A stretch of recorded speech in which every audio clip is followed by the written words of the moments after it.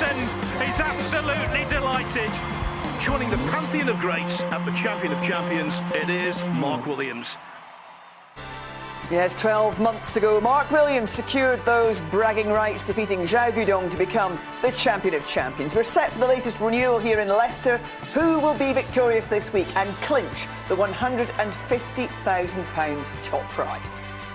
Hello, very good afternoon. Welcome to Leicester, a fabulous week of snooker to look forward to. Thanks for joining us, and I am delighted to also be joined by Neil Foulds and Stephen Hendry. We've a huge affection for the Champion of Champions, haven't we, Stephen? Right from the get-go, it's the single table. Every single player who's coming into this tournament is a winner. So much to look forward to. Absolutely. I mean, you look at the roll call of people who have won this. Obviously, the nature of the event, it's all winners that are here. So you're always getting the best of each category. But the roll call of winners over the years tells you the quality that we're going to expect from this week. We look forward to it. I know the snooker fans look forward to it. The players really look forward to it. They want to be in this one, don't they, Neil? Yeah, I mean, it's kind of an invitation, but you invite yourself by lifting a trophy, you know. I think if you go back to Stephen's day, he might have been the only one in it because no one else could win anything. But now there's more regular winners than that.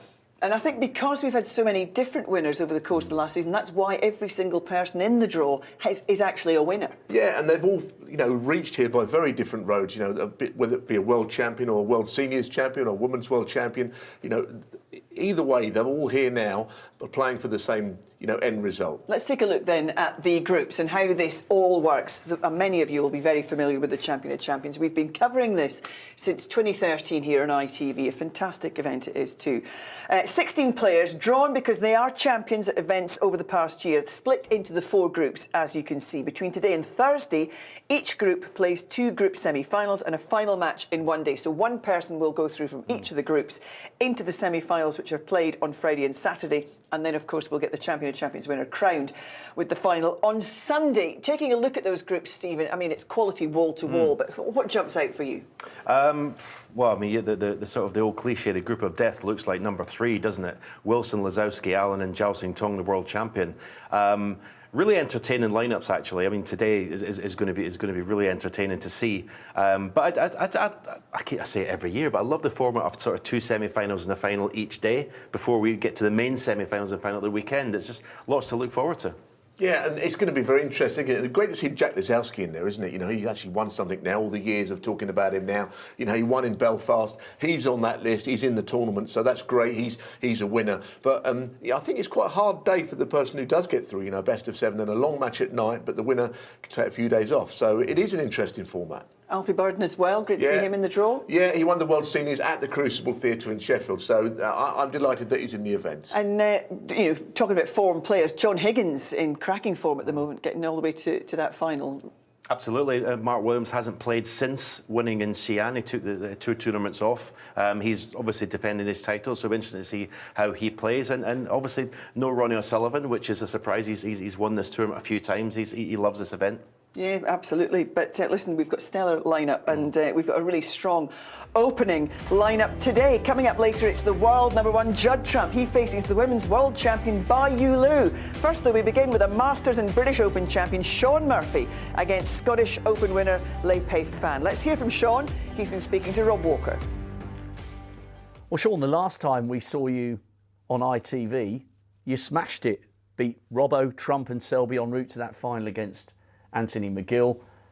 Perfect early start to the season for you, hasn't it? Yeah, it's been a good season so far. I knew quietly behind closed doors that I was playing nicely. The things that I've been working on away from the table, away from tournaments, were starting to germinate. Those early seeds were starting to come through, but they hadn't yet transferred to the match table. And kept saying to Peter, we have our little debrief on the way back from events in China or whatever. If he's not there, we're on WhatsApp, and it's how did the match go, and this happened and that happened, and it was a lot of stories of just keep doing what we're doing, playing well, it will turn.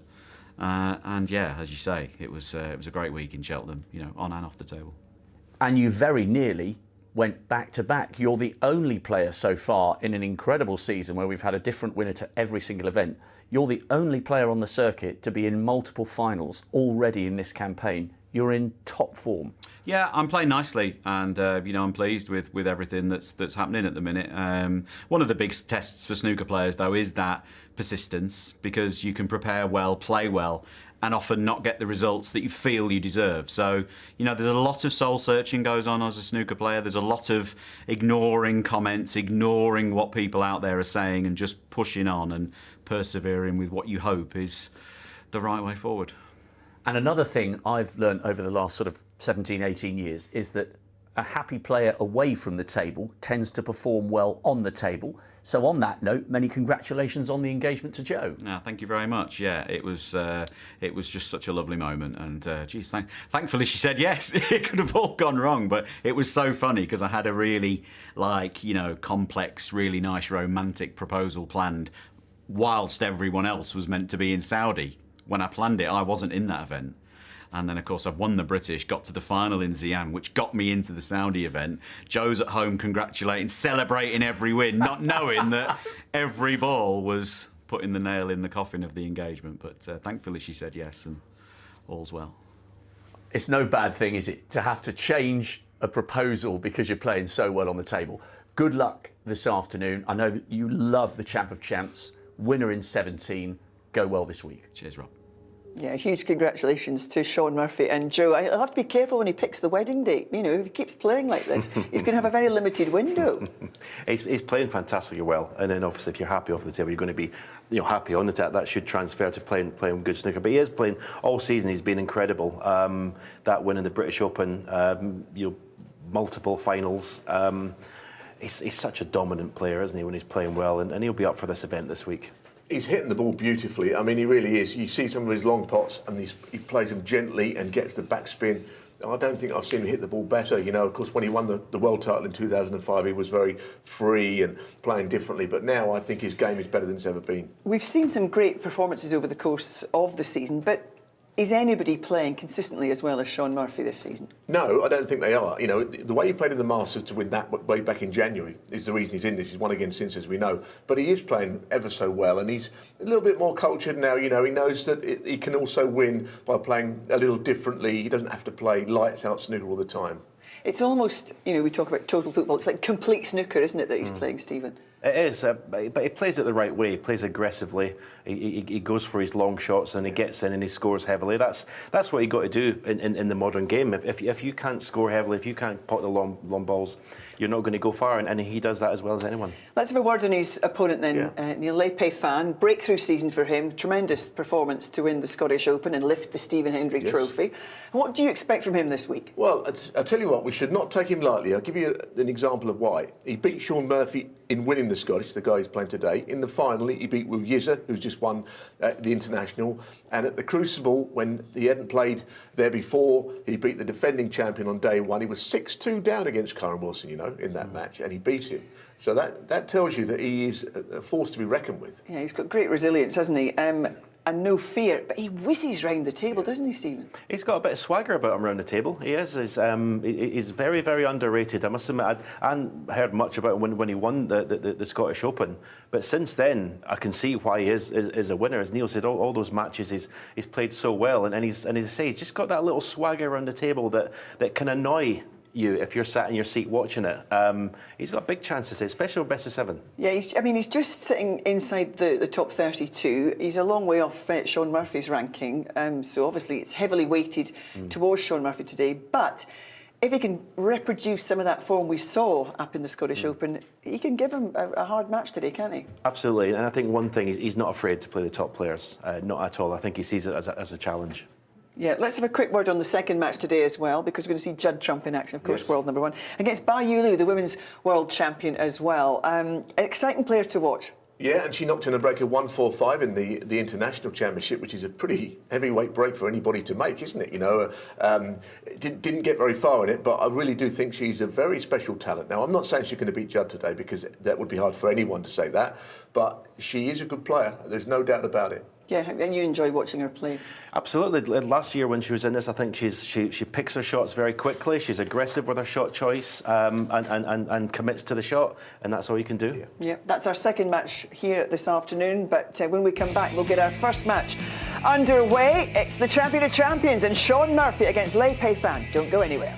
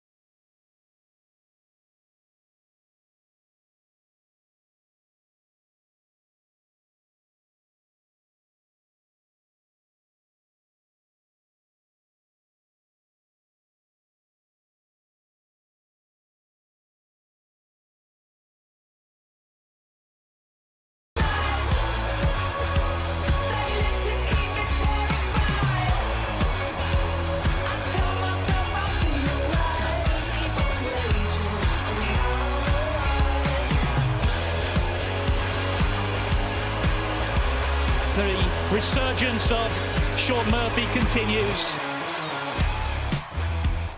The magician Shawn Murphy is in a rich vein of form. He begins his quest to become a two-time Champion of Champions winner against Lei Pei Fan. It's all square in their head-to-head across two previous meetings. The last clash was in December at the Scottish Open, where Lei Pei Fan dispatched Murphy en route to securing his maiden title. Let's see who come out on top today in this best-of-7 matchup. In the commentary box, Ken Doherty is with David Hendon. But first, here's Tahir Hajat to welcome the players. Welcome, snooker fans all around the world. Here we are at the Mattioli Arena in Leicester. This is the sportsbet.io Champion of Champions! It's been an incredible snooker season so far. You cannot simply guess who the winner of the tournament is going to be. We're ready now for our first group match. It's a best-of-7, so let's get our players to the table. Up first, let's hear it for the reigning Scottish Open champion. It's Lei Pei Fan!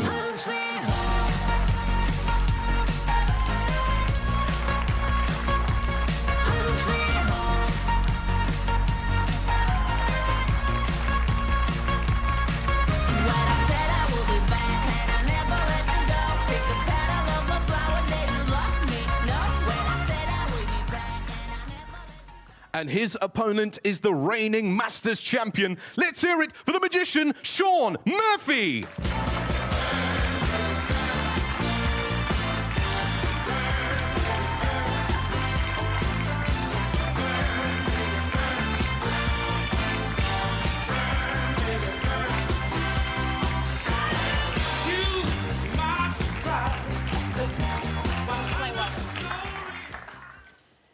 Shawn would like to call. Heads. It's tails. Pei Fan, it's your choice. You won the toss. Shawn to break? OK, Shawn, it's your break. The 16 players here in Leicester have all won trophies over the last 12 months, and they're each looking for the answer to the same question. Who really is the champion of champions?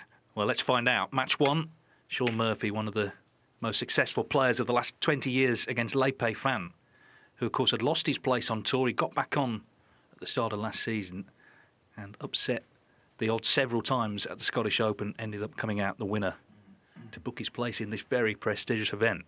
So I'm sure he's excited. And, of course, he did beat Murphy along the way to winning that. So Shawn Murphy favourite and playing great snooker at the moment. But let's see. It's only best of 7.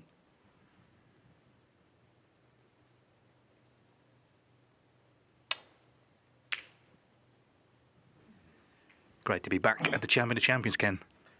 Yes, indeed. And, yeah, wonderful tournament. Rewarding all the winners, as you said.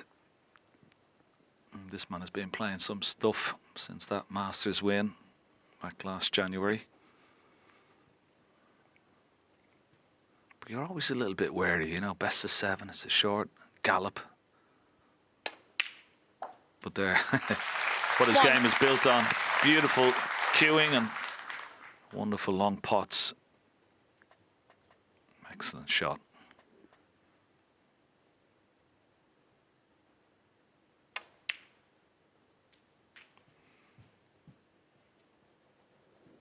You always want to start off, stamp your authority even in these short matches. Just lay down a marker. 9.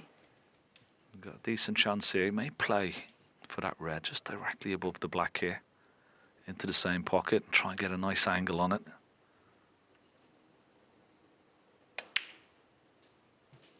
Which he has done. Now we can play with topspin or screw back off the pack here, but you just got to be careful. Don't take your eye off the pot. Sometimes you concentrate so much on splitting the pack. Don't lose sight of the red itself when he's played it nice. How's the cue ball? It's 70. okay. Good shot.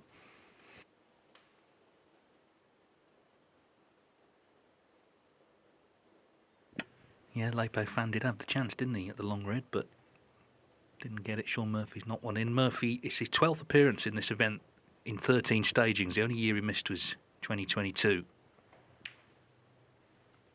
Of course, won the title in 2017, beat Ronnie O'Sullivan 10-8 in the final. 24.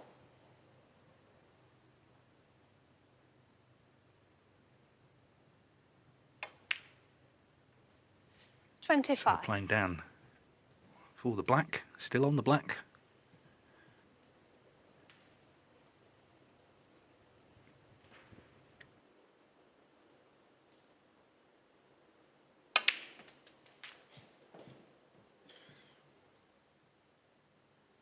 Well, there's just an example of how well he does cue the ball. It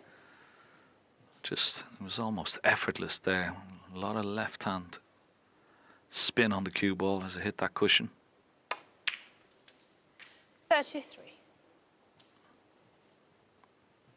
Just come a little bit straight on this black. It's not a great angle. Wanted to finish a bit more of an angle. So once again, a bit of work to do.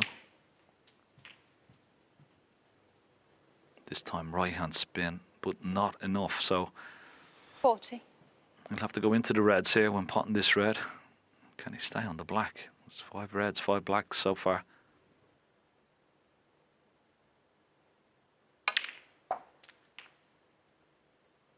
$41.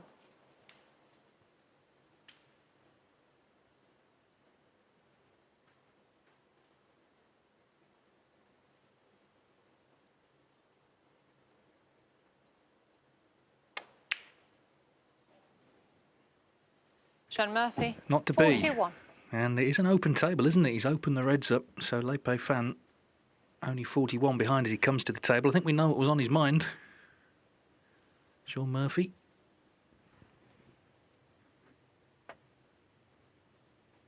That would have been an incredible start to the week, wouldn't it, if he'd have made it there?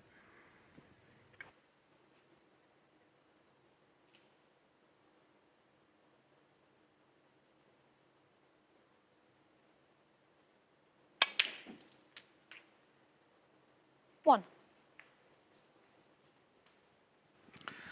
Well, he needed a little bit of luck. He does have the pink. As we watch this shot again, didn't get the kiss he was looking for. He has the pink or the blue into the top left-hand corner pocket.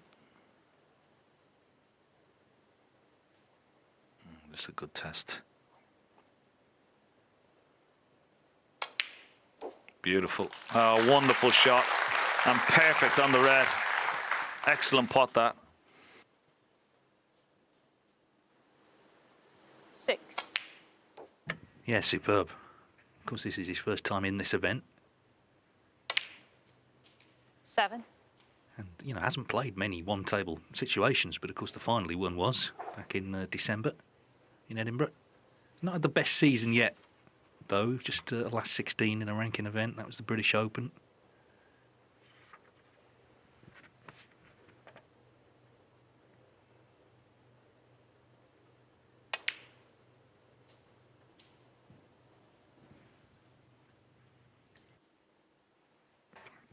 Yeah, it was quite an incredible 11. story and week for him, wasn't it, to win that Scottish Players. He bet along the way, and of course the ranking, he was ranked down as far as 84 when he eventually lifted the title. It was an amazing win. 12. Yeah, Ken, and we should congratulate, of course, the man he beat in the final, Wu Yize, who just yesterday won the International Championship in China. He'll be in the Champions next year. They were never going to be in it this year because of the logistics of it, but he's the first man in for next year, and what a performance. Yeah, incredible.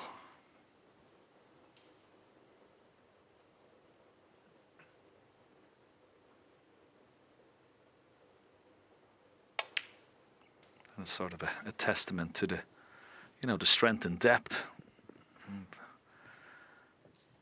and the talent 14. in the game at the moment. These young lads picking up trophies, producing wonderful snooker and beating top players along the way. Not afraid to take them on.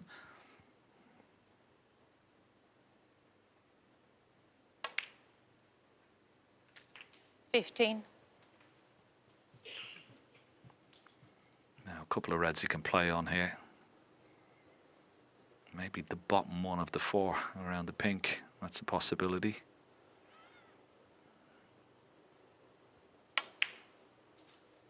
And that's the one he's played on, but he's slightly overhit it. He's on it, but You really wanted to be on it straight now. You might have to play a little cannon into those two reds below the pink. You've got to be careful here. It's one of those little shots that could go wrong. Might not be on a colour, so he's just trying to work out the pathway of this cue ball after he puts this red. Can he get on the pink or a colour? 21. It's not bad. He's okay. The pink is available into the right centre. Big shot this. If it goes in, they're all open.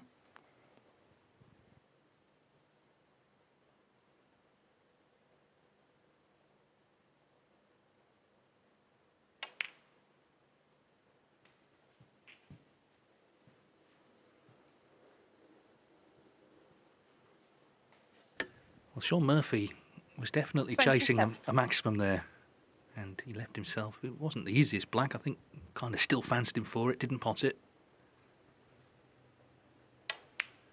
And it's only frame one, 28. but feels big for Le Pai Fan to settle into this match if he can steal here. What a boost of confidence. A great blue he potted as well, wasn't it, right at the start of the break.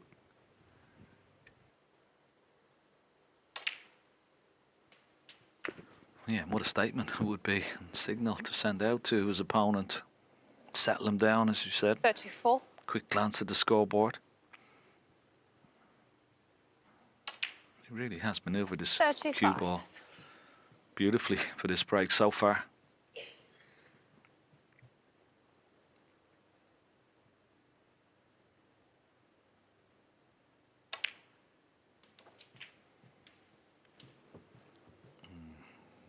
Quite sure he's got a great angle. That could have been a little 41. bit better. Yeah, he could have pulled the cue back a little, a couple more inches. So a bit more work to do. Doesn't want to finish straight on the pink here. Anything but straight. Needs an 42. angle. He's got it. He's okay. He can play for the red into the left centre pocket.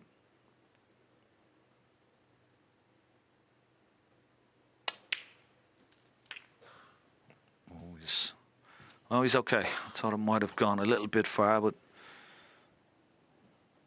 it's just a soft 48. bounce off that right-hand cushion.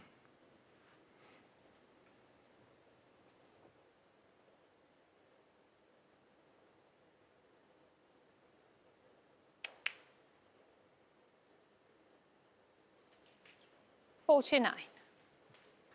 Well, he stayed down on that shot for so long. He wasn't quite sure whether the red was going to drop, but it just went in off that far jaw. He's absolutely perfect here. What a break this has been so far. A couple more shots just to hold himself together, but great 52. start from Le Pai Fan. Can he hold himself? Take the frame from 54. this visit. It's looking very likely.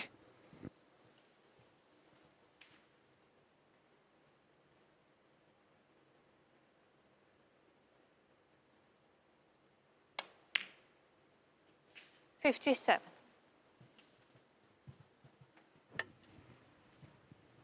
Well, this is how you want to start a match, because he missed that initial long red, and you may have felt when Murphy not won in that was that. But when the chance came, it looks like he's going to take it. 61. It's the best of the best here, isn't it? They're all winners. That's the thing. All 16 players in the tournament have won something to get here.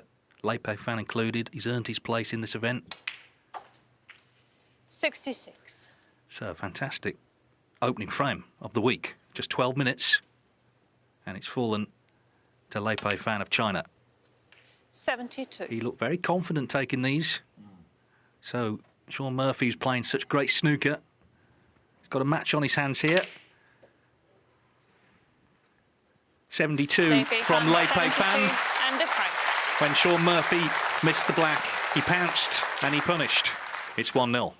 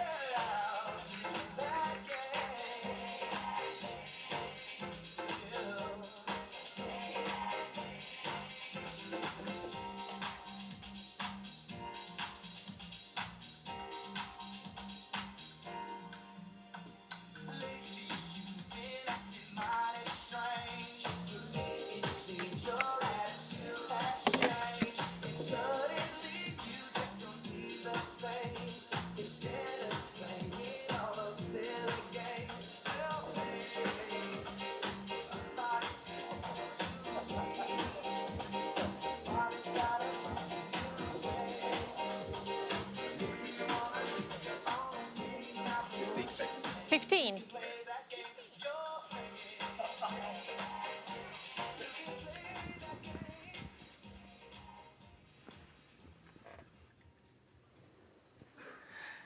Welcome back to the Mattioli Arena here in Leicester. It's day one of the Champion of Champions, always a highlight of the snooker calendar. And Lepe Fan, when the chance came there, took it superbly. 72, the break to account for the opening frame against Shawn Murphy. Remember, the winner of the match will play either Judd Trump or Yulu. They're up later this afternoon. Yeah, I mean, we talk about Kyren Wilson falling victim to the Crucible curse last season. He actually fell victim to a great Lepe Fan comeback. He was 6-2 down. In the evening, he was superb. He put the pressure on, and he got the job done. So in the big matches, as we saw in the final as well, he seems to come good. He's struggled a little bit, maybe in some of the outside tables this season, but on the big occasion, he's proved himself.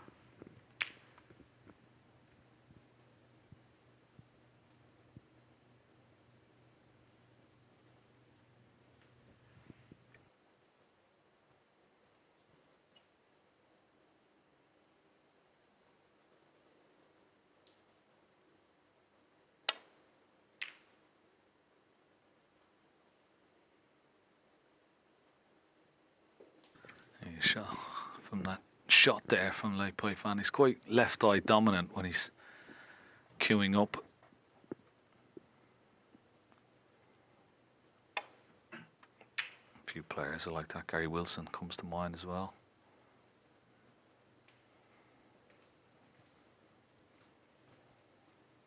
There we go. Look, you see, from the coaching manual, you would say you've got to keep the cue on the chin, but a lot of players, it depends on whether left eye or sometimes right eye dominant. The cue sort of goes over in that direction. Let's see when he gets down here now. Still very effective. You see it, look. Just like the way he played that last break. He was full of confidence, wasn't he?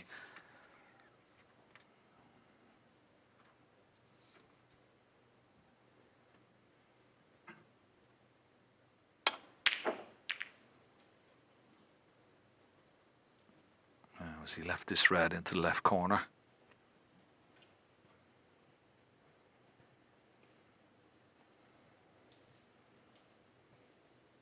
No.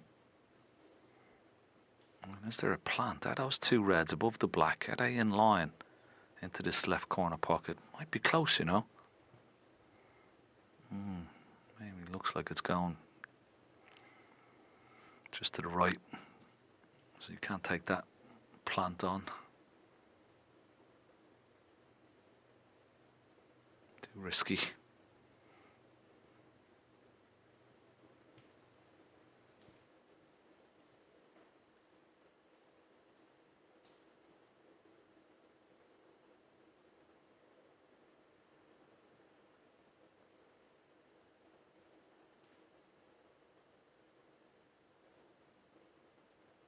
Of course, Murphy's not long been back from China because he got to the quarterfinals of the International Championship. So that was Thursday. Quite a long journey back from Nanjing.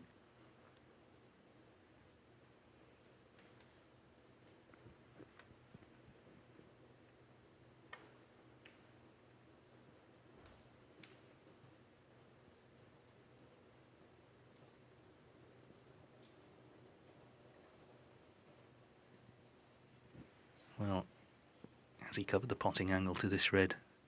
That's what he was obviously intending.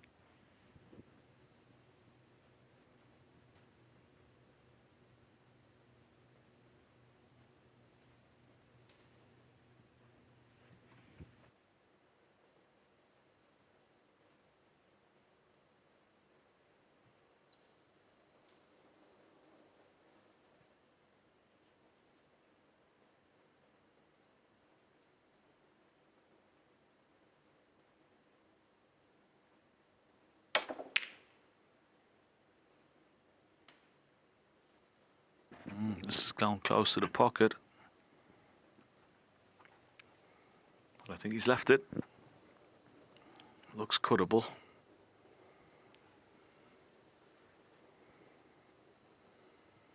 Can he control the cue ball?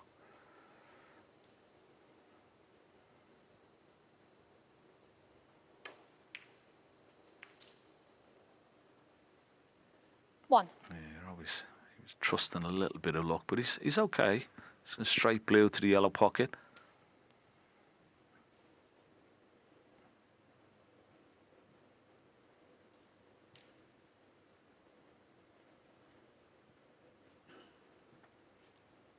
Once again, a little test at this.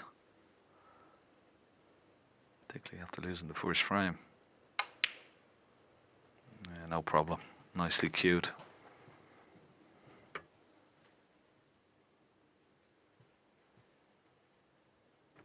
Yeah, it was a body blow, losing the first frame, but in general we know he's feeling really good at the moment, on and off table. Because we saw him win the British Open here on ITV a few weeks ago. Since then he was in the final of the Xi'an Grand Prix. And there was one match there, he beat Karen Wilson, defending champ, 5-0. Karen did not pot a single ball. In fact, the only points he scored, the very last shot, Shawn fouled the pink. Otherwise it would have been a complete shutout. Incredible, really.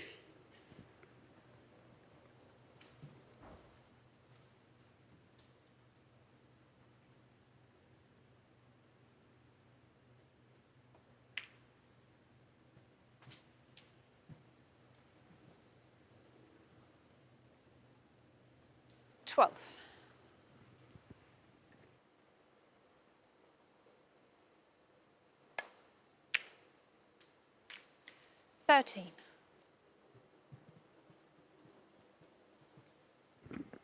That was a beautifully controlled shot. Absolutely pristine position on that blue.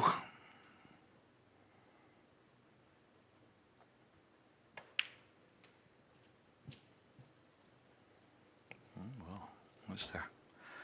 He wasn't playing. He was playing on the second red up from the black. He's a little bit short of pace. He's going to have to play for this red in the middle. Maybe back for the black into left corner. 19. A little bit short of pace, so once again this needs a little bit of care and attention, this black.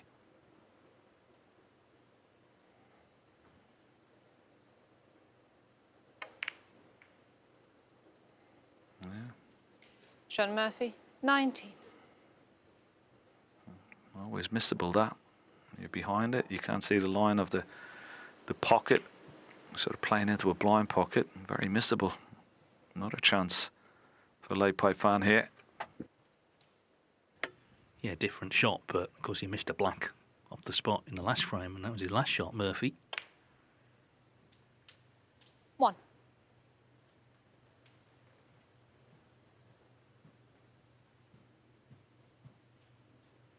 Late pipe fan originally turned professional in 2019. He lost his place on tour. Had a year off, but got back on. He won the Asia Pacific Championship, a qualifying event. So that was to get back on last season. So in his first year back, he won that ranking event. So 31 in the world, but that's on a season and a half's points. Got no points coming off.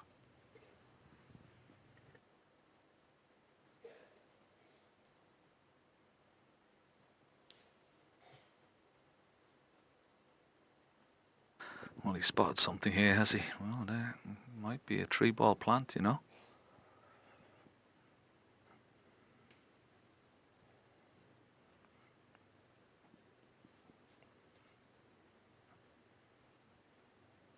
May have just found that. I mean, it's not 100% guaranteed, but it looks pretty good from there. He'd be on the black, he'd bring more reds into play.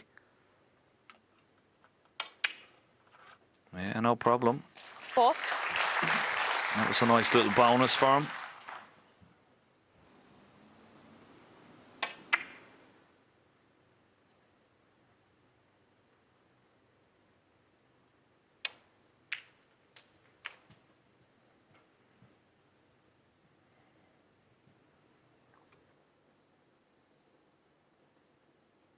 $11.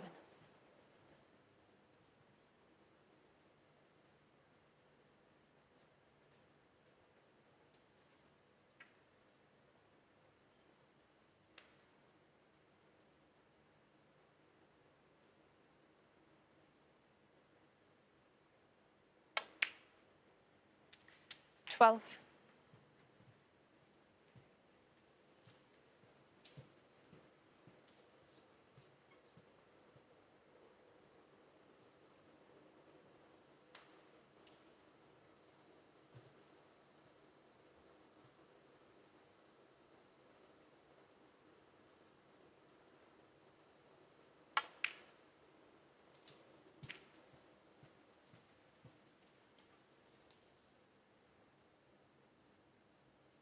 17.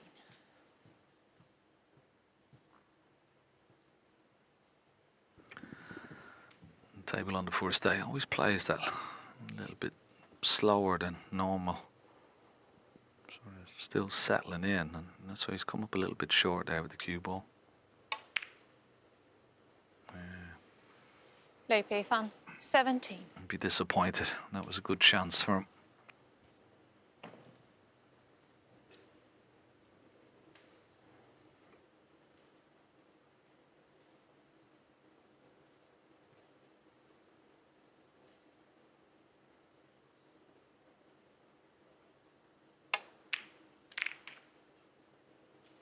One.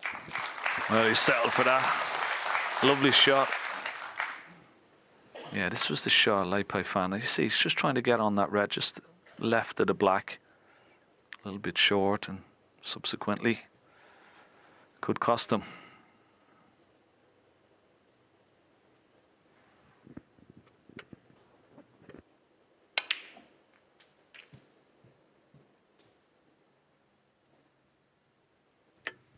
Shawn Murphy, the top century break maker this season, he's made 33, and the next set of players all on 26. So, you know, he's really been making the breaks. Of course, he's been winning so many matches, that's why.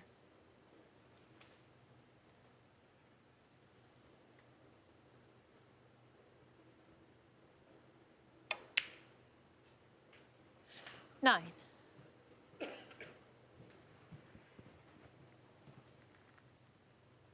Record in this event, it's a little mixed. He has won it, but 11 previous appearances he's lost in this group stage, so effectively the first round 7 times. 14.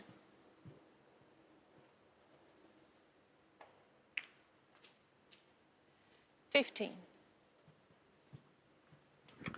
And there, another little bit of evidence, a little bit short again once with the cue ball. No problem. Nicely played. 22.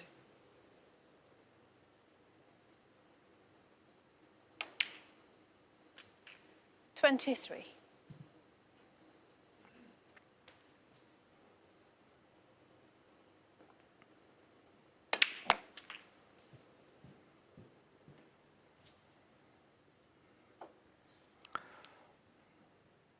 Cushion's playing 30. a little bit soft at the moment. Now he's going to have to pull off a good shot here and get good position. 31. Not completely ideal.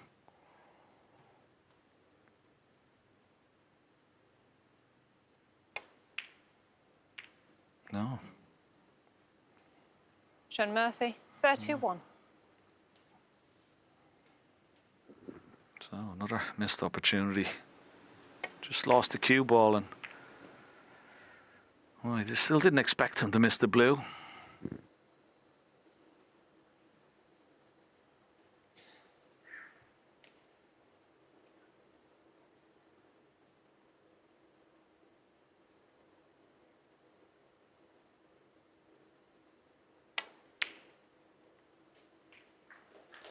One.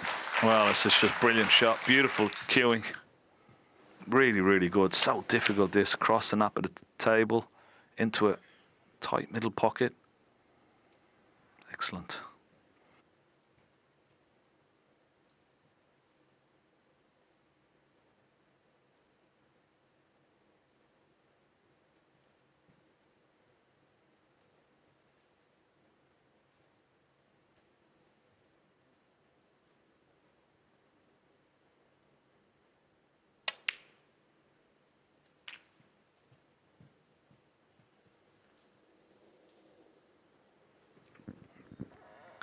Felt it was too difficult to get on that red on the top cushion, so he's left this double.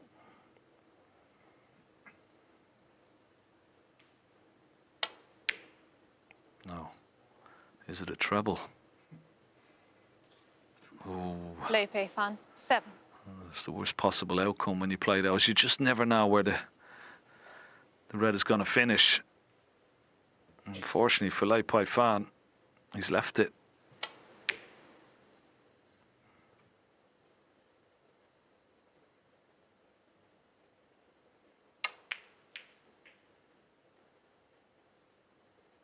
One.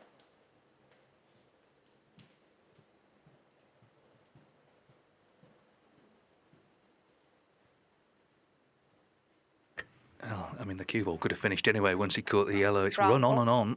So, looks like he's going to lay the snooker. Push the brown to the cushion.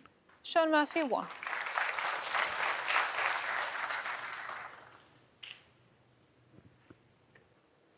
Thank you.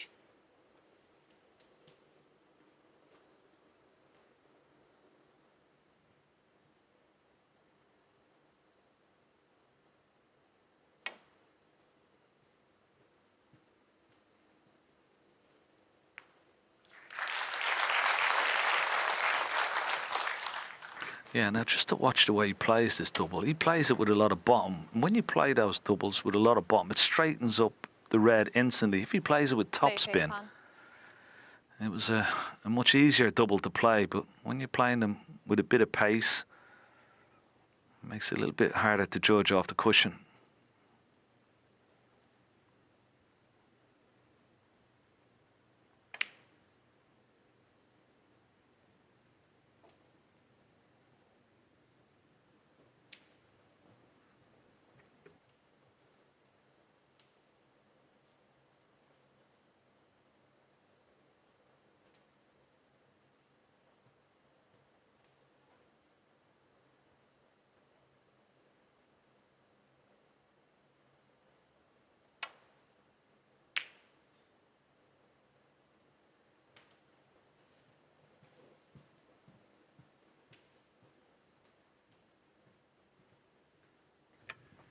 As you can see, he has covered the red.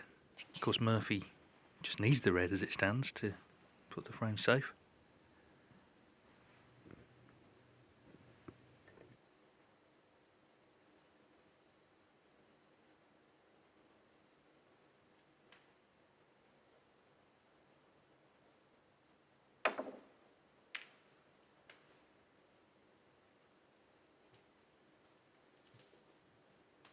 Well, earlier on he did push the brown safe-ish, didn't he? That was part of the plan with the lead he's got, and this is the reason, because now he has left a chance. He's not quite the Shawn Murphy we've been seeing of late, this.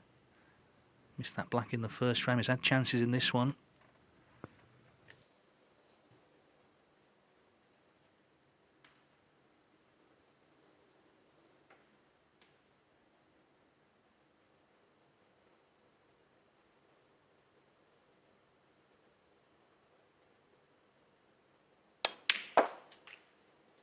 One.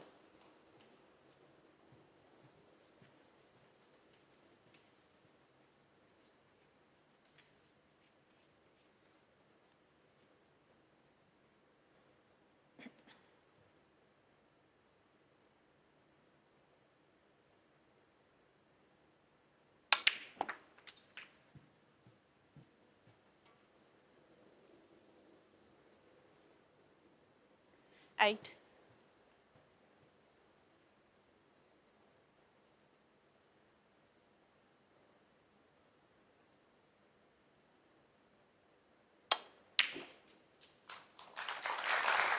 Yeah, good pot, but 10. not a great cue ball. No angle on the green to get over towards that brown. Could play it with a lot of top spin and right hand side, but that makes the pot so much more difficult.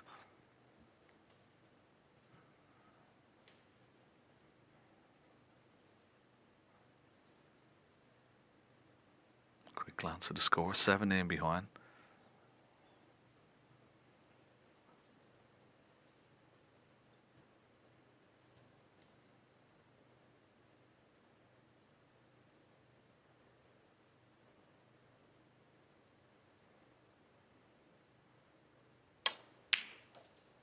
Oh, this is just a wonderful shot. He needs to run with the cue ball, though. What the shot he's played there.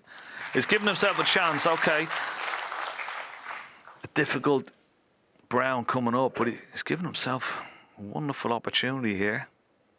And he can play this Brown with a little bit of confidence. He could play it where he's holding the cue ball behind the blue. If he misses it, it could still get cover. But tough shot this with the rest. He's trying to get cover. He's missed the Brown. Has he? Oh, how did it go in? I thought it was going to stay over the 70. corner pocket. Have a look at this. I mean, wow. Just the pace and gravity. But no position on the blue this time.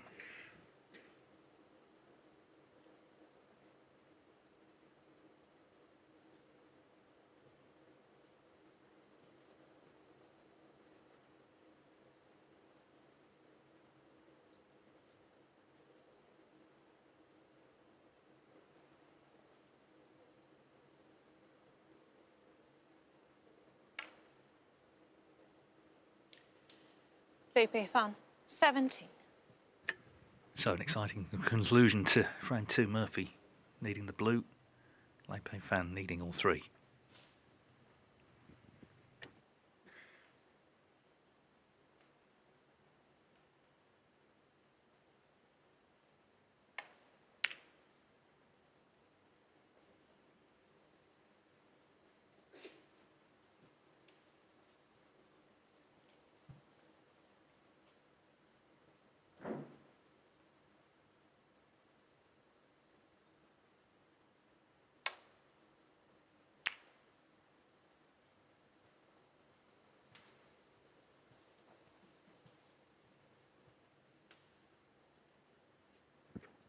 Well, I'm not quite sure who played the double here. Get that cue ball down behind the black might be the better shot.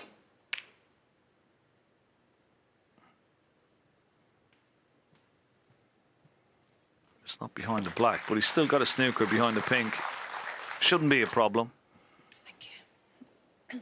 Lots of left-hand side off the ball cushion and try and kick that blue back up, maybe off 2 cushions towards pink and black.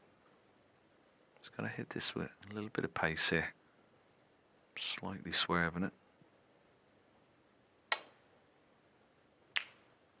Oh, he's played this really well. Good shot, this. Very, very good.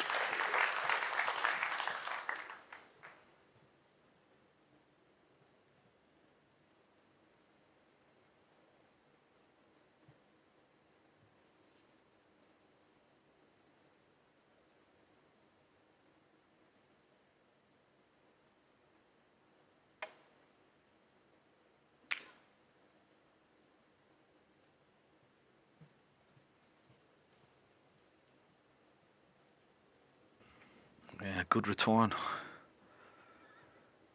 It's far enough past the D there. It's not cuttable. I don't think he can, once again, try and get that cue ball back behind the black here. Well, maybe it is cuttable. Maybe it is. Oh, the shot he's played.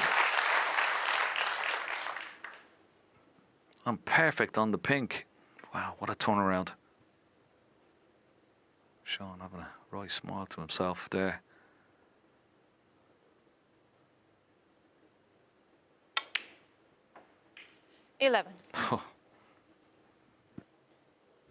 Murphy had chances, but he's in trouble here. It's only best of 7. Taylor 2 blues. Remember the one in the first frame? Lepe fan potted at the start of that break, and he's knocked that one in as well, and he leads 2-0.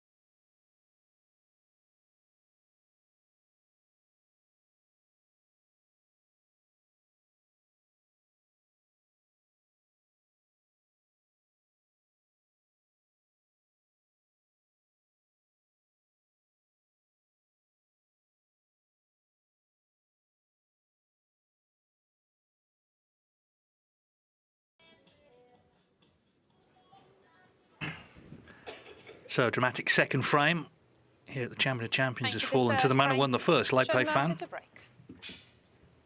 It looked like the blue had just run far enough, but it was cuttable and he knocked it in. Pink and black, and he's already halfway to victory.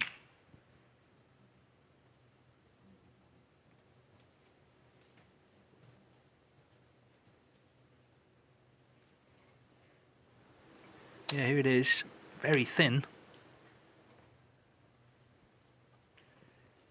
He's a bit of a master of brinkmanship, Lepe Fan. He won 4 deciders in a row to reach that Scottish Open final. He won one to qualify for the Crucible. Of course, he won one first round against Kyren Wilson at the Crucible.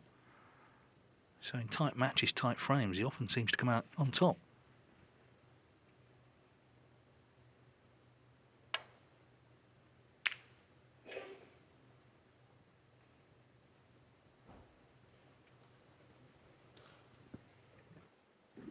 Yeah, they're nice records to have for your own self-esteem and confidence.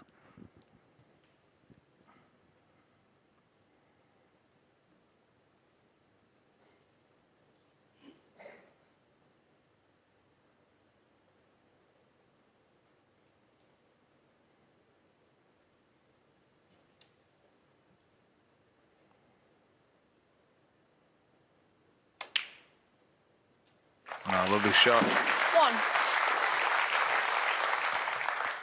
He's potted some wonderful balls in this match already. Just hasn't been able to convert the chances, but frame winning breaks, but still looks to be queuing beautifully.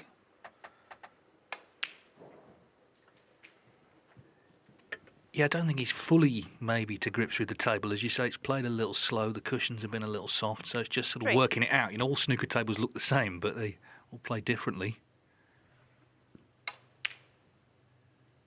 Problem is, of course, it's not a long match, this, so he's going to have to really make something of it this chance. Just try and assert a bit of authority in the match.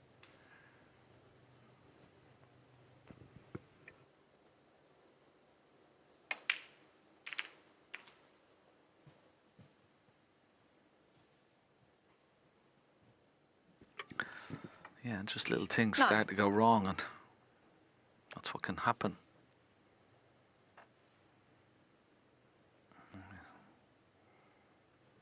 Doesn't seem to be on anything here.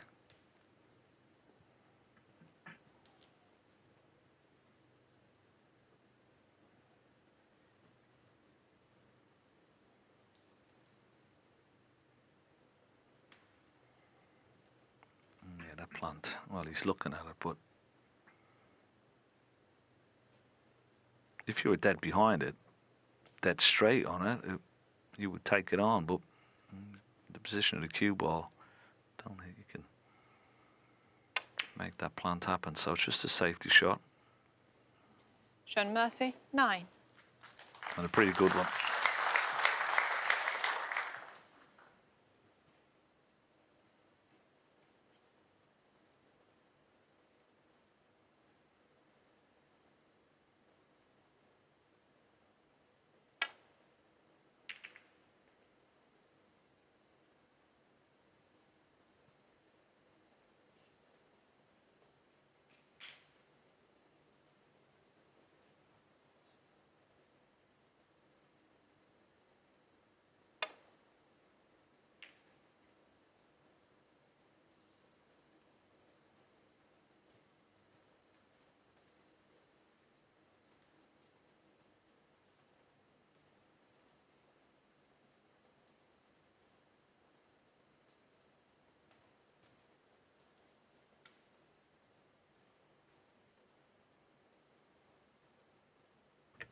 The International Championship that's just been held in China, Lepe Fan lost in the last 32 to Zhao Xingtong, the world champion, who got to the semis. We'll see him here tomorrow in that pretty formidable group with Kyren Wilson, Mark Allen and Jack Lisowski.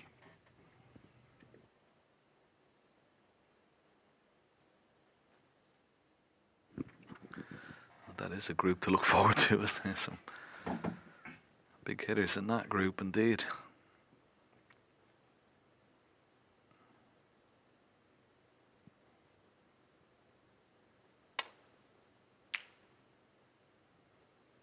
This one gone slightly wrong, and he's left the red. Shawn just coming around, have a quick look at the black and any other available reds.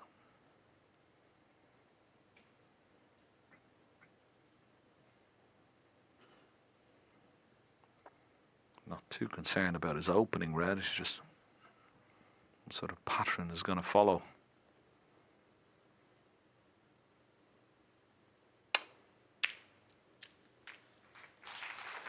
One.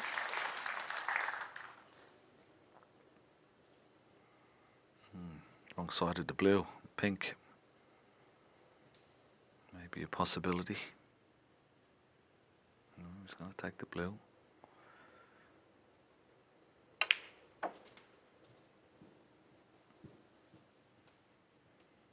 So this red below the pink into the corner pocket. 6. Well, he could play on pink or black here.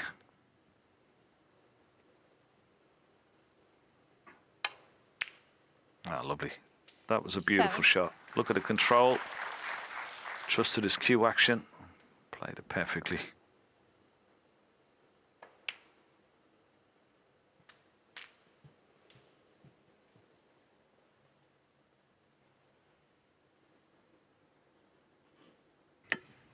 Shawn Murphy, of course, double qualified, won the British Open recently, but the event that initially got him in the Masters, one of our major events, he was superb all week. In fact, he never missed a shot using the rest, did he? Never missed a pot with the 15. rest. Meanwhile, though, he's going to be a tester. He's missed a couple of blacks already in this match. Arguably easier than this.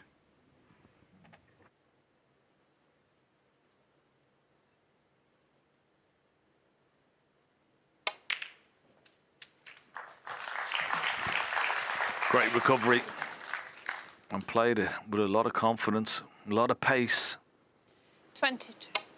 Very good shot, that black.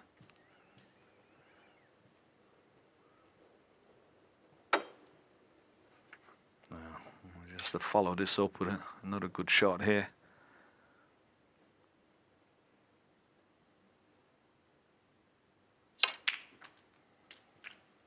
And you feel to get back into the match, you feel that he's got to really take full advantage of these chances now. As I said, he looks to be cueing beautifully, but just hasn't got his scoring boots on at the moment. May change.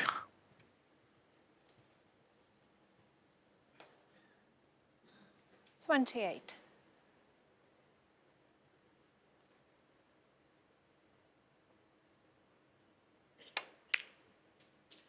$29.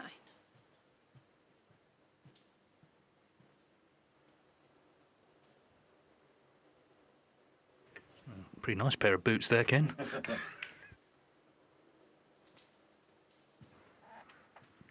Yes, indeed.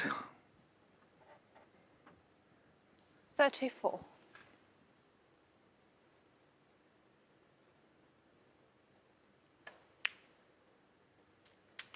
$35.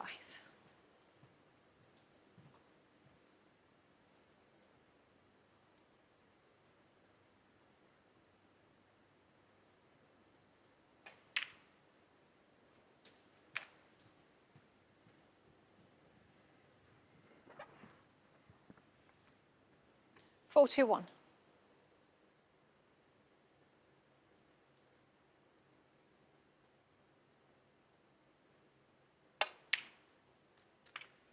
$42.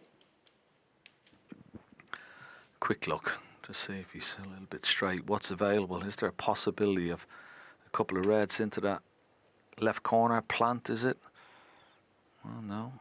Maybe into the middle. Yeah, these may be a line into the right centre pocket here.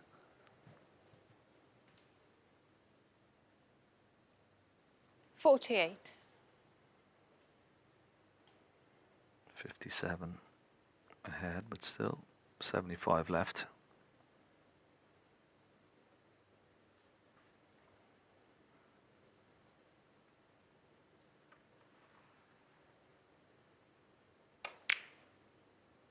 No.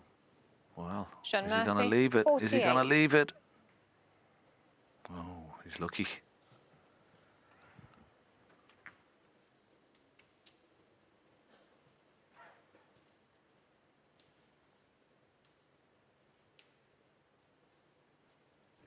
Yes, another frame where, as you say, he's just not scored. Broke down on 48, broke down on 41 in the first, made 31 in the second. These are not numbers that are going to win you frames.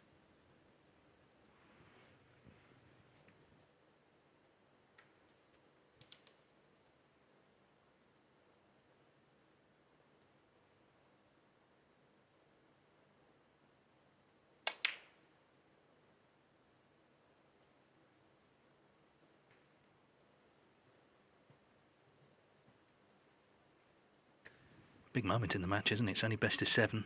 Murphy in front in this frame, but were he to surrender that advantage, 3-0, going to be tough to turn it round.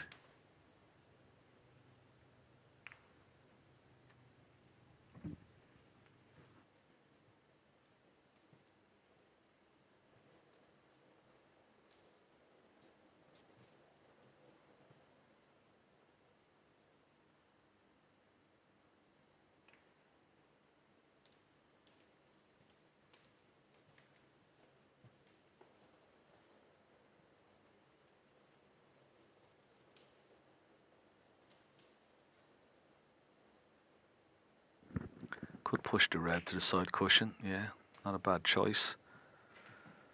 With that 57-point lead, I'd like to get another red safe. Late Pei Fan will probably try and bring it out here again, back into the open.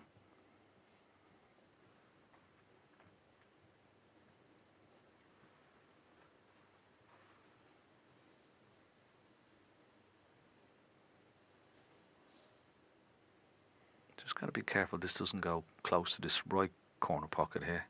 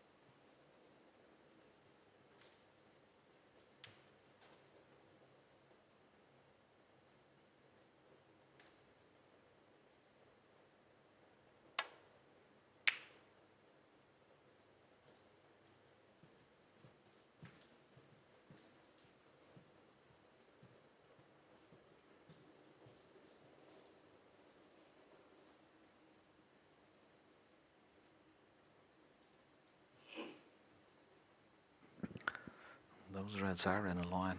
Can he see enough of the first red to make the plant? Well, it's very risky. He missed the plant into the right centre earlier.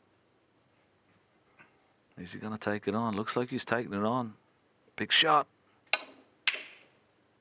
Very risky indeed. Has he got away with it? No, he hasn't. What a shot to take on. Was it worth it?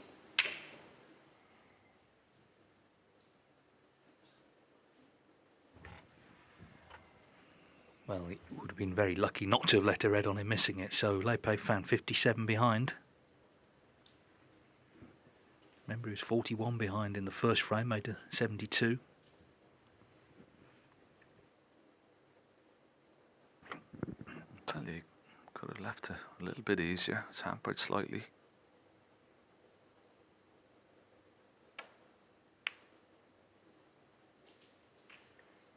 It's okay. He's far enough for the yellow into the right centre. He's playing for yellow into the green pocket, but that will do.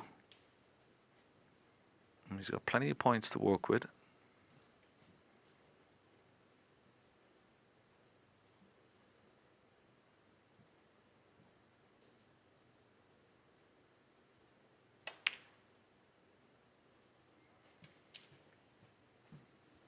And 67 remaining, only 54 behind, so you won't be worried about taking high valued colours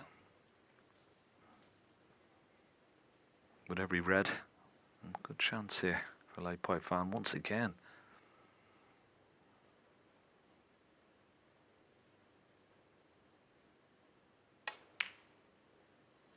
Four.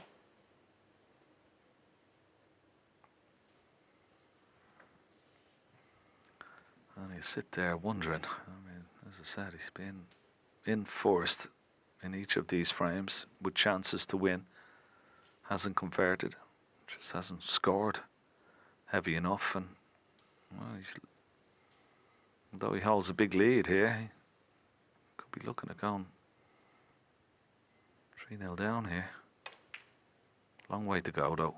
An awful lot of work to do for his opponent. Well, he's played that very nicely indeed. Perfect on the red.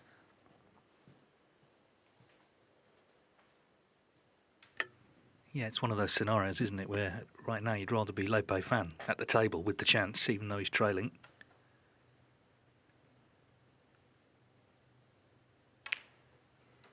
Ten. Just a slight look of concern on Murphy's face there. You know, he always comes to these events, you know, full of the joys, always talks a good game beforehand, genuinely looking forward to playing, but it's not gone to plan at all.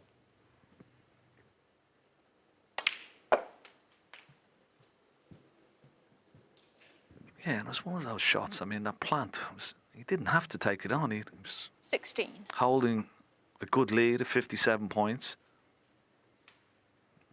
You'd probably say if you're 57 behind, maybe there's an argument to take it on, but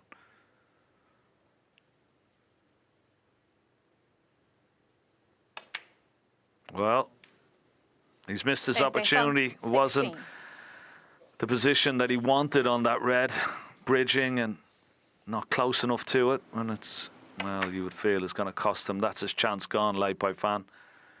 And I'm sure a very relieved Shawn Murphy coming back to the table.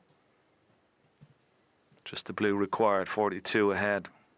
Yeah, shake it ahead. It was a great chance. Huge relief for Shawn Murphy.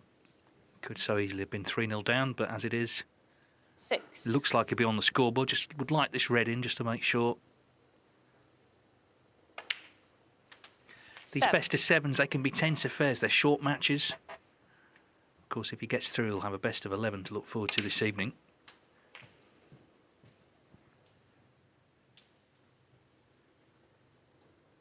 $14. 15.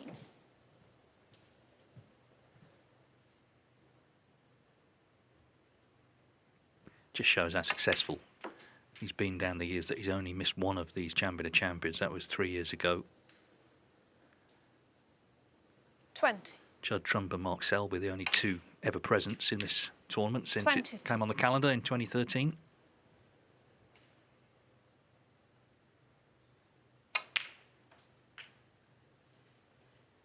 $25.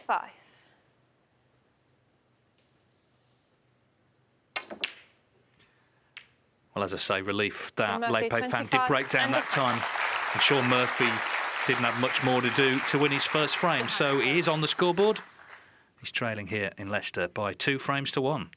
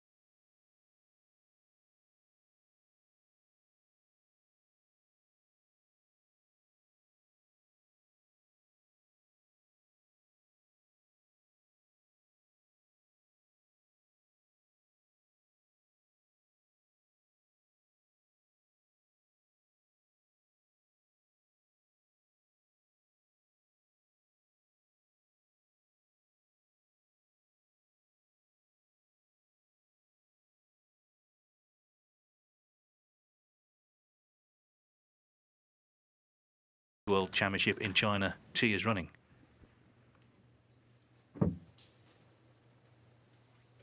Yeah, wonderful talent she is, and I'm sure she's looking forward to a match against Judd Trump coming up right after this.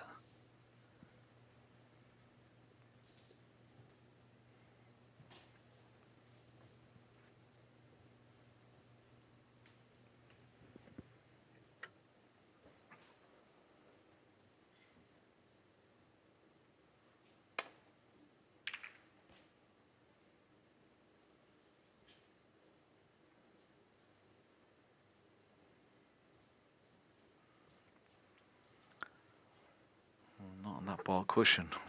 Hand on the table. Can he have a go at this red and miss the black? So he's just having a look at, is there enough room if he takes this red on? No, he doesn't like it. So just a safety shot.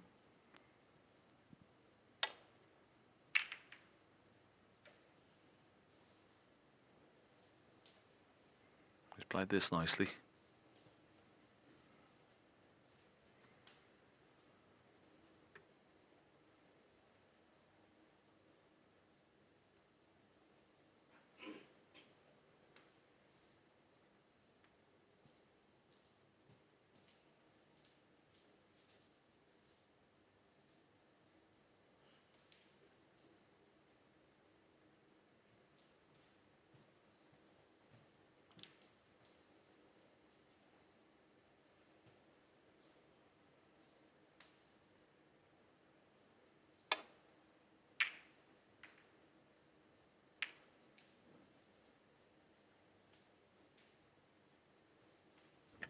Well, he played an aggressive safety, but he's caught the blue full in the face, so the cue ball has not got to the ball cushion. Nowhere near it.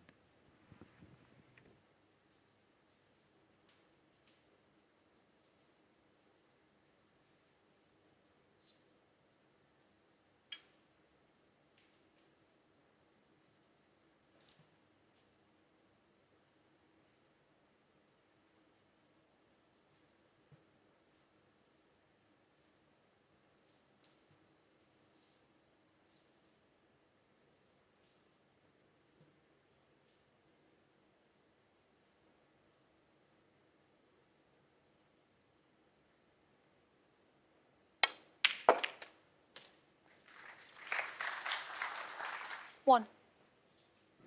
Good pot. Didn't want to kiss on the red. Just had a quick look to see there's that black pot, but I don't think there's enough room.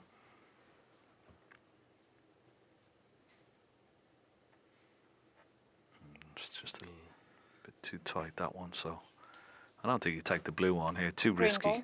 I'll just try and get that cue ball tight to the ball cushion and put his opponent. Don't be a fan. One. Stress here. Lots of open red, so he's got to be careful here, Shawn.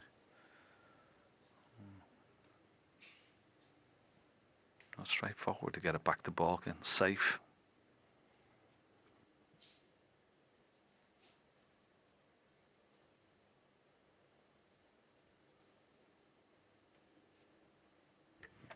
No, the danger is because of weather. The reds are spread everywhere here.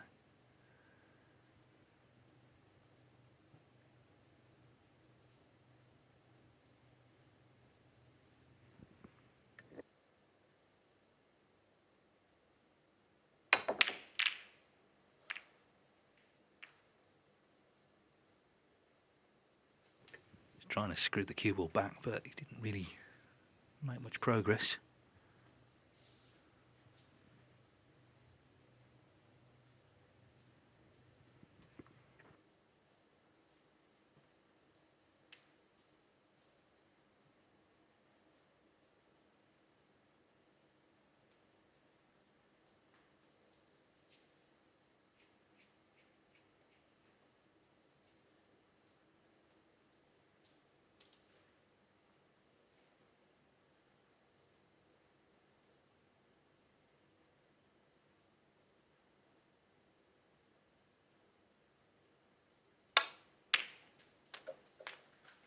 1.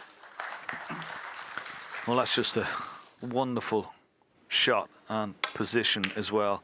Look at that, through the gap at the reds. Perfect on the black. Great shot. Yeah, now that red, just to the right of the black spot, if that pots into the left corner pocket, that would be the ideal red to get on, because that would release the black into the, well, into both corner pockets. Just that one red in the way. Oh, he's got a kick there, I think. It's just stopped completely in its tracks, that cue ball. 8. It's quite unusual that. You don't see that often these days in the professional game. Let's have a look at this again. You can see the black jump a little bit, just off the cushion, off the table, and took a little hop, but he's not on that red he was trying to get on, but he is on a red into the left centre.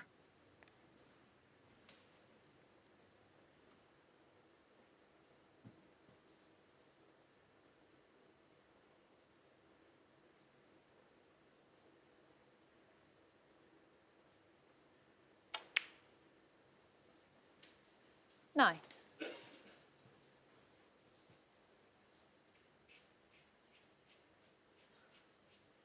Oh, this is no fun, this next shot. And of course the reds are just waiting if he misses.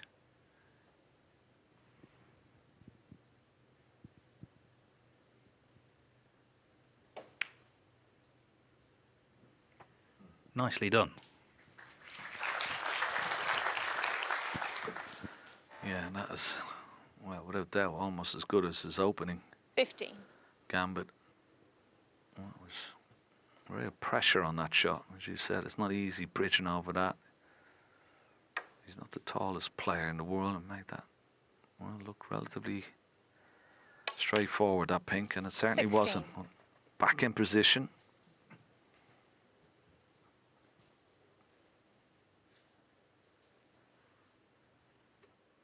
He's a tough character, isn't he? He's got a bit of steel about him. I mentioned all the close matches he's won, and you know he's attacked. He's been aggressive in this match.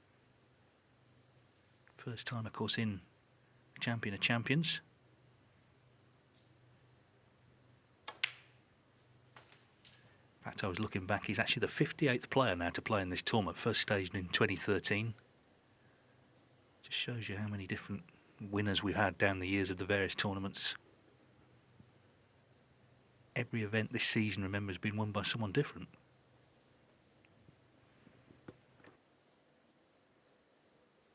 $22.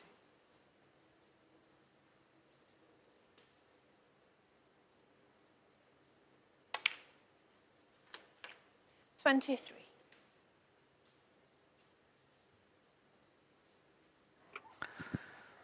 Yeah, he would have liked to be a bit straighter on the pink, but he has the opportunity once again now to go back for that red, the one he tried to get on earlier on in this break, the one just right at the black.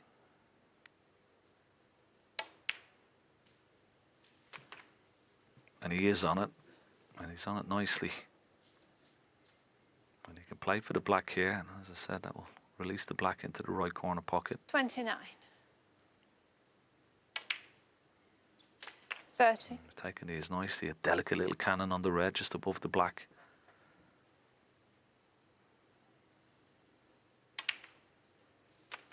Lovely. Well, he's taking these wonderfully well. Showing a lot of composure here, and he would have been so disappointed 37. with the chance that he missed in the previous frame. Shows, as you said, David, he's quite tenacious character and player. 38. Gritty, determined. And he looks very relaxed out there as well at the moment.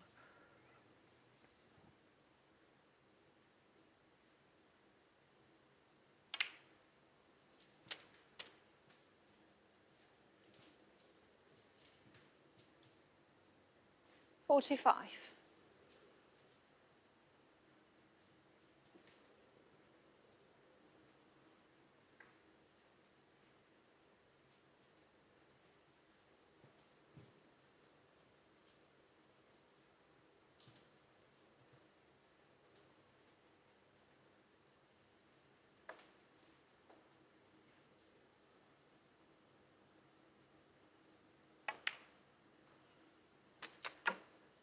46.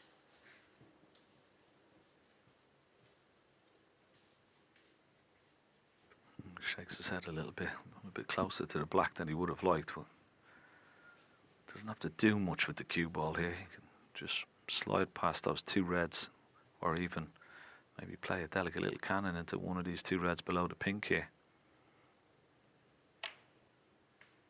Delicate cannon it is. He's okay, just about. 53.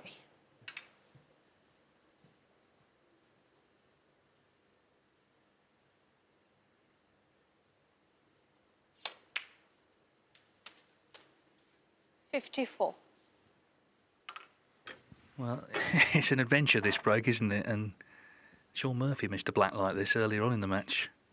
First frame when he was chasing the maximum. Very similar.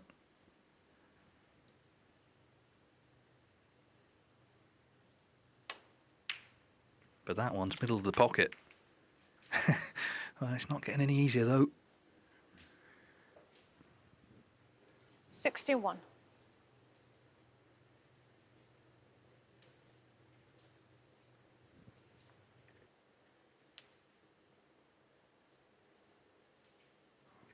He'd love to stay at the table, but it's gone wrong. Yeah, I mean, he could try and attempt this red into the right centre. There's another red into the left centre.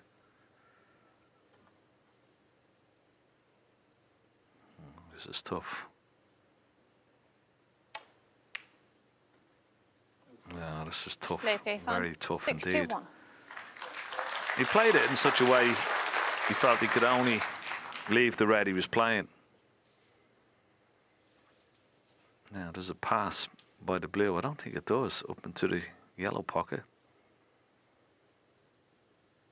But he's lost control. Yeah, does that go by the blue? It's very, very tight.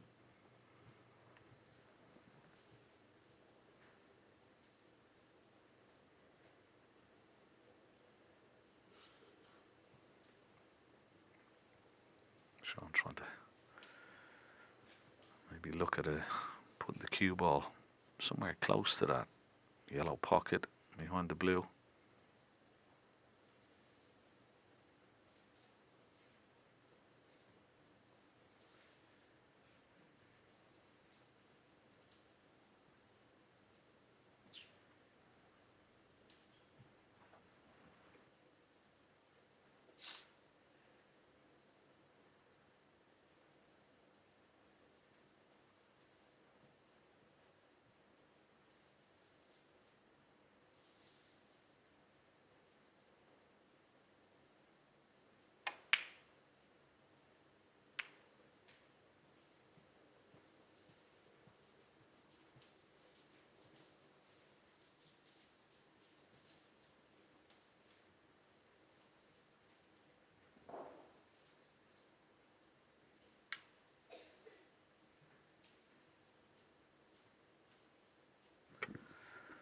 It's not the best safety shot Shawn has ever played. It's left him, they play fine, an opportunity here, red into the right centre here. Not easy though.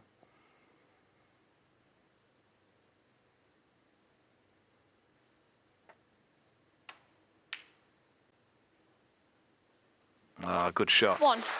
Very well played. Yeah, and Shawn Murphy knew before anyone he was right down the line of that, wasn't he? And would not have liked what he saw. So, Lepe Fan needs the black to leave Murphy requiring a snooker.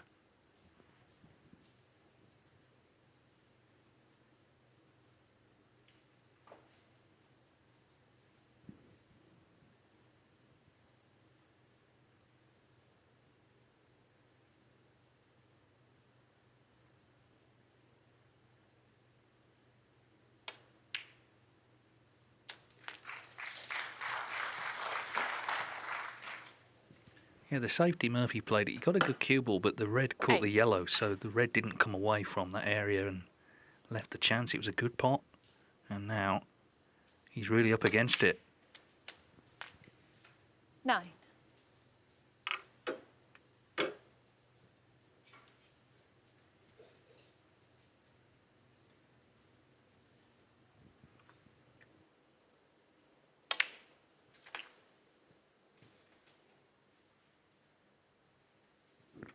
Yeah, it's been good value for it as well. 16. Bought some really good pressure balls.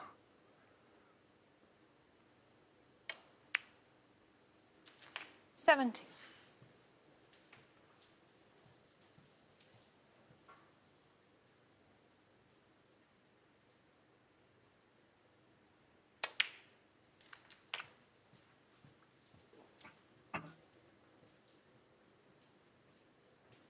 $24.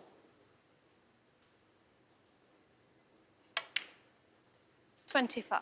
He looks very relaxed first time at the Champion of Champions, of course, but he's taking it in stride at the moment. And the only question is, can he keep it up as he gets closer to that winning line? And what sort of pressure can his opponent exert on him? 31. He has it all to do, that man, as he contemplates what's going to happen in the next frame, or how he's going to combat the way his opponent has been playing, really taking the game and the match to Shawn Murphy here. Excellent performance 39. So far from Lay Pipe Fan.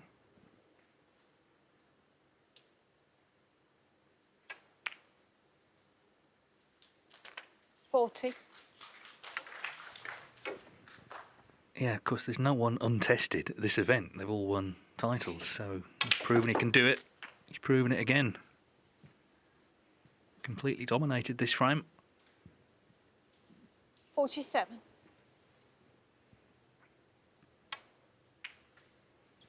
Lay Fan, 47. The 61 did all the groundwork. Shawn Murphy left that half chance to right middle, and Lay Fan has taken it. 3-1. He needs one more for victory.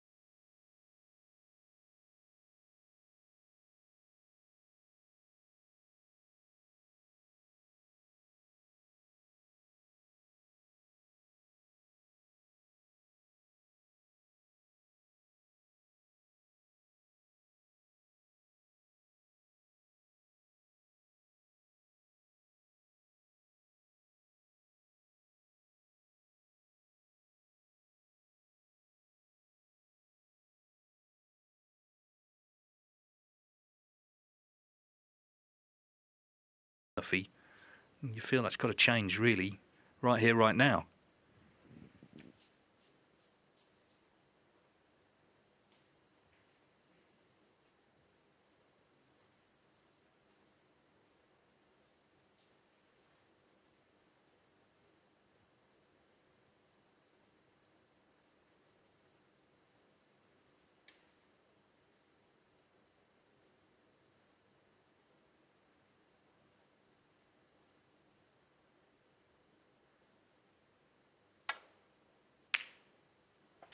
One. It's hard to play against that. It's just fantastic. Once again, a little bit low on the black here, so one just to concentrate on the pot rather than the cue ball here. Yeah, it's in. Well, is he on the red? Are they covering each other? He look up to heaven, says, well, that red doesn't pass there, you see it.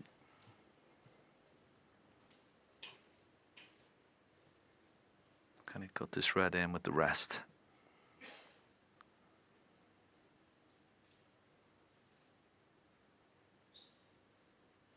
Possible plant at the bottom of the pack into the right corner, but the bit of distance between the reds and they're not dead set. He's having a look at them now.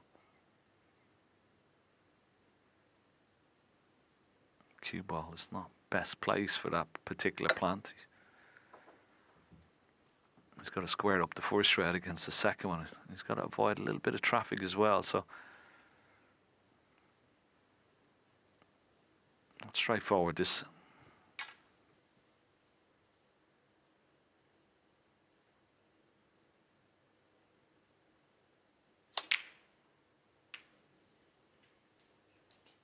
Low P-Fan, 8. No, it was low percentage, let's be honest, and he's disappointed. But again, confident, not backing away. He's given Murphy this chance, as I say. He's not scored yet. Maybe this is the opening he's been looking for to change things.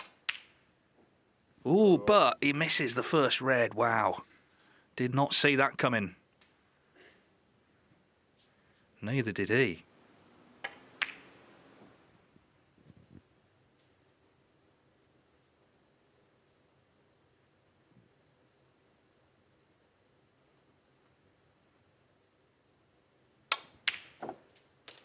One.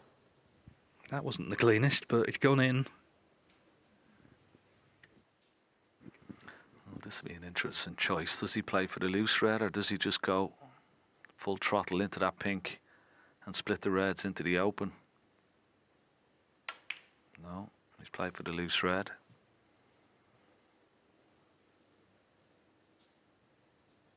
Six.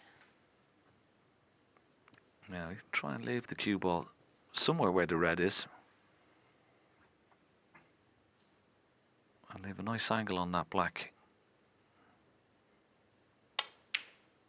7. That's pretty good. Leaves a nice angle on the black. Now we go into the bottom of the pack here.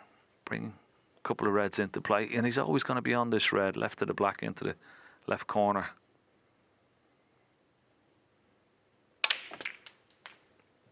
Perfect.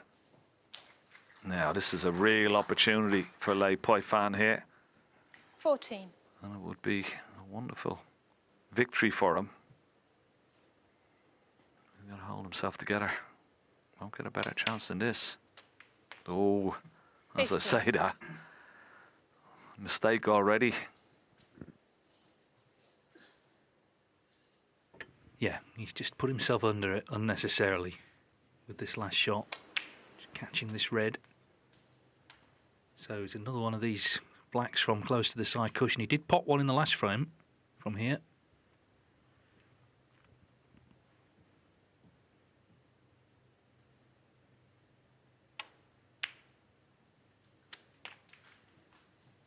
And he spotted that one.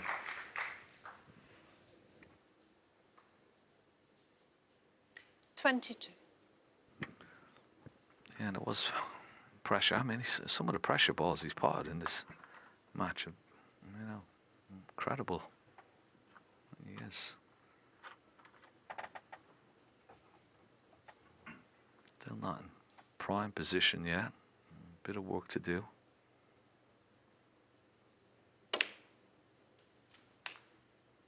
$23.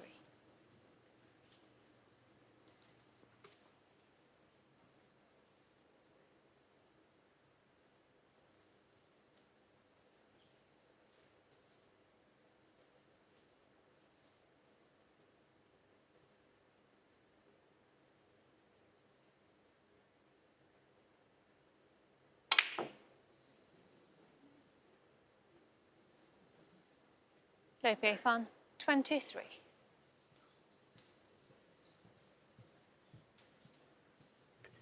Well, you seem to be thinking about position more than the pot there almost. He nearly fluked it, but what a wonderful chance it was that's gone begging again. A couple he's had now in this frame.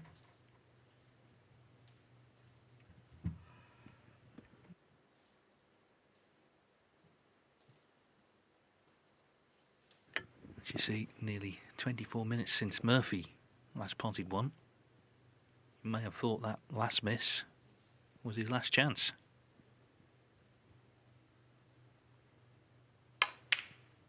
Oh, that's superb. 1.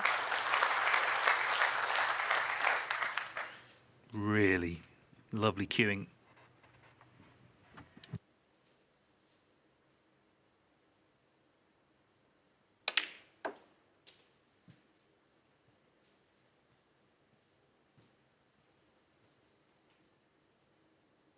Five.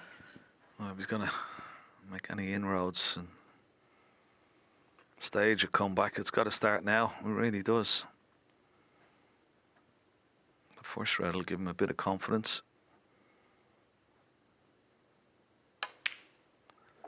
Come back up, 6. try and get that blue back on the spot. That will help his cause.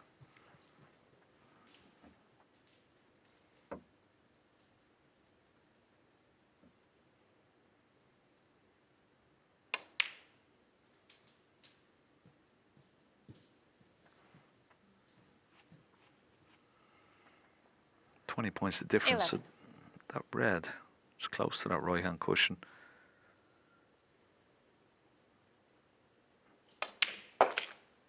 He 12. will need it if he's going to get over the line in this frame. Could become the pivotal ball in this break.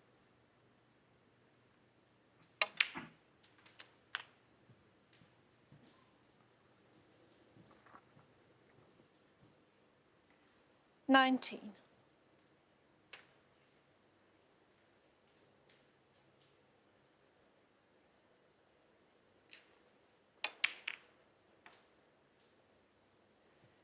$20. Oh, well, he's finished low on this black.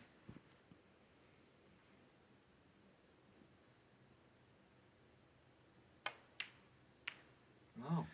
Yeah, and did not get close Shawn to the pot. Murphy, 20. Just not happening, is it, for Shawn Murphy this afternoon? He's had a lot of scoring chances, still hasn't betted a break of 48, and you can see he's looking a bit fed up now.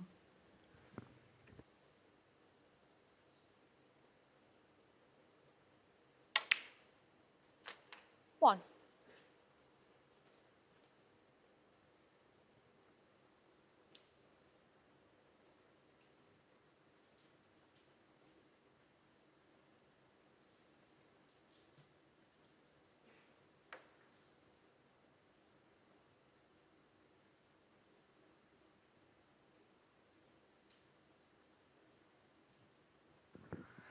Yeah, he's just thinking to himself, if he pots this blue, can he avoid the pink and red?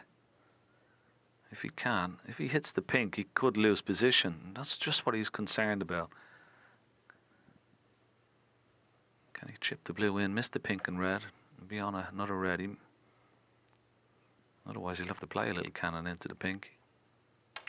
He's playing the cannon. It looks good. Looks very good. Perfect. 6.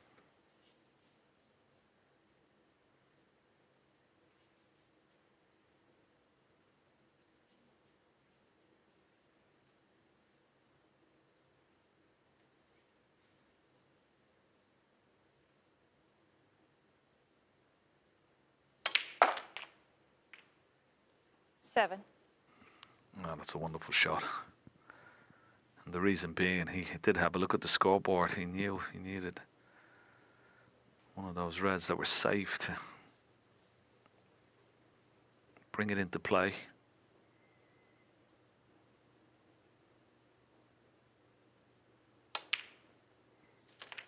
Oh. He's on the red into the right centre, but he certainly didn't want to go anywhere near the black. 13.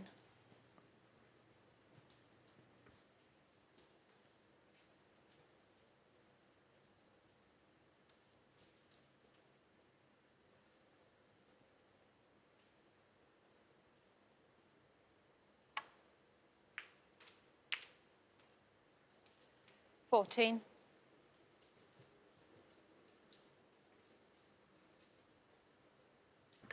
Yeah, thin red, it's going to be hard to control the cue ball.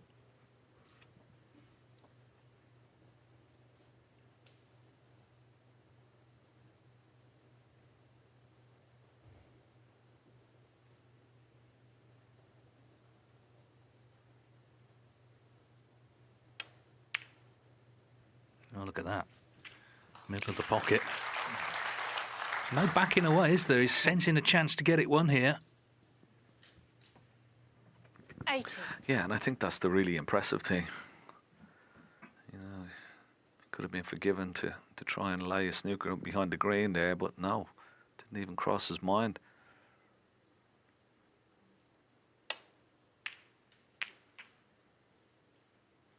$19.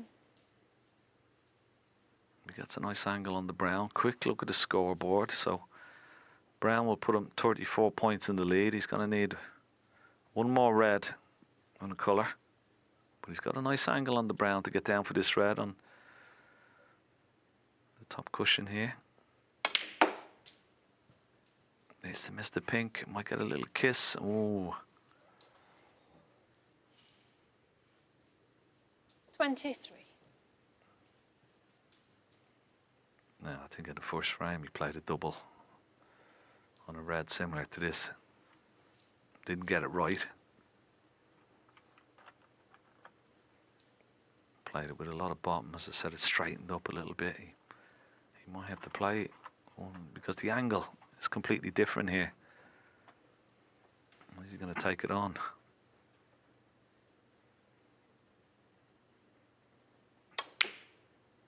He is, and what a shot it is. That time he had to play it with a little bit of bottom to straighten up the red because of the angle, but what a great shot. Judged it perfectly. And now he just needs to drop in this black, and Shawn Murphy will need 2 snookers. It's been an afternoon to forget, really, for Murphy, considering his form coming in has been so strong.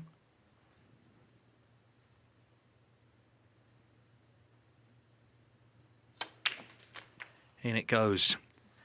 Well, when he won that Scottish Open, in 6 rounds in a row, he beat players who'd won ranking titles. Dominic Dale, Hossein Vafai, Murphy himself, Stuart Bingham, Tom Ford, Mark Allen. At the Crucible, he beat Kyron Wilson. Reputations don't seem to bother this young man. He backs himself. And this red to remove any doubt about our first group finalist. Oh, but it's not there. So there's just an outside chance for Murphy here. He needs 2 snookers, but as I say, had that red gone in, it definitely would have been over.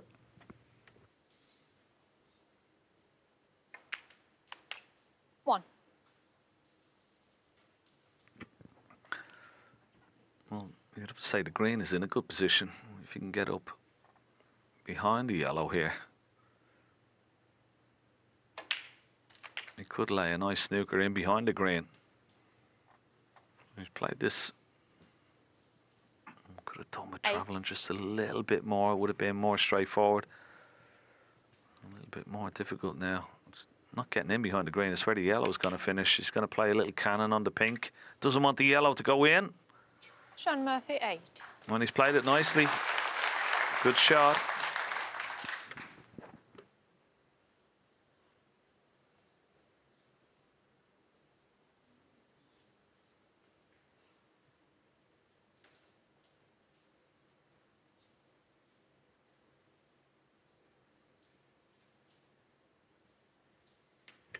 Well, it feels like quite a big area to hit the yellow, but of course he could go round it here.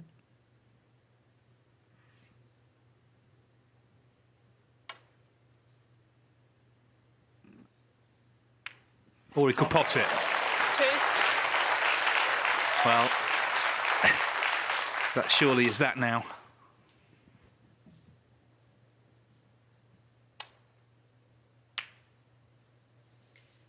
Leipzig fan 2. Shawn Murphy not giving it up, but he needs 3 snookers now.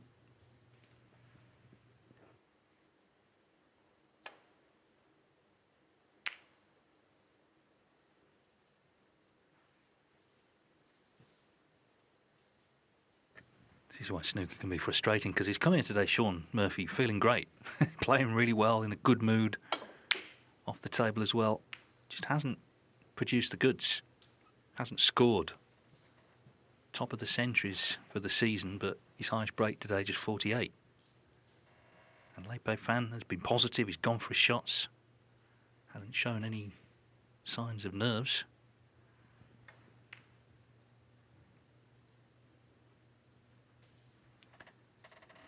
Well, there were 2 balls to snooker behind there, but he's found the gap.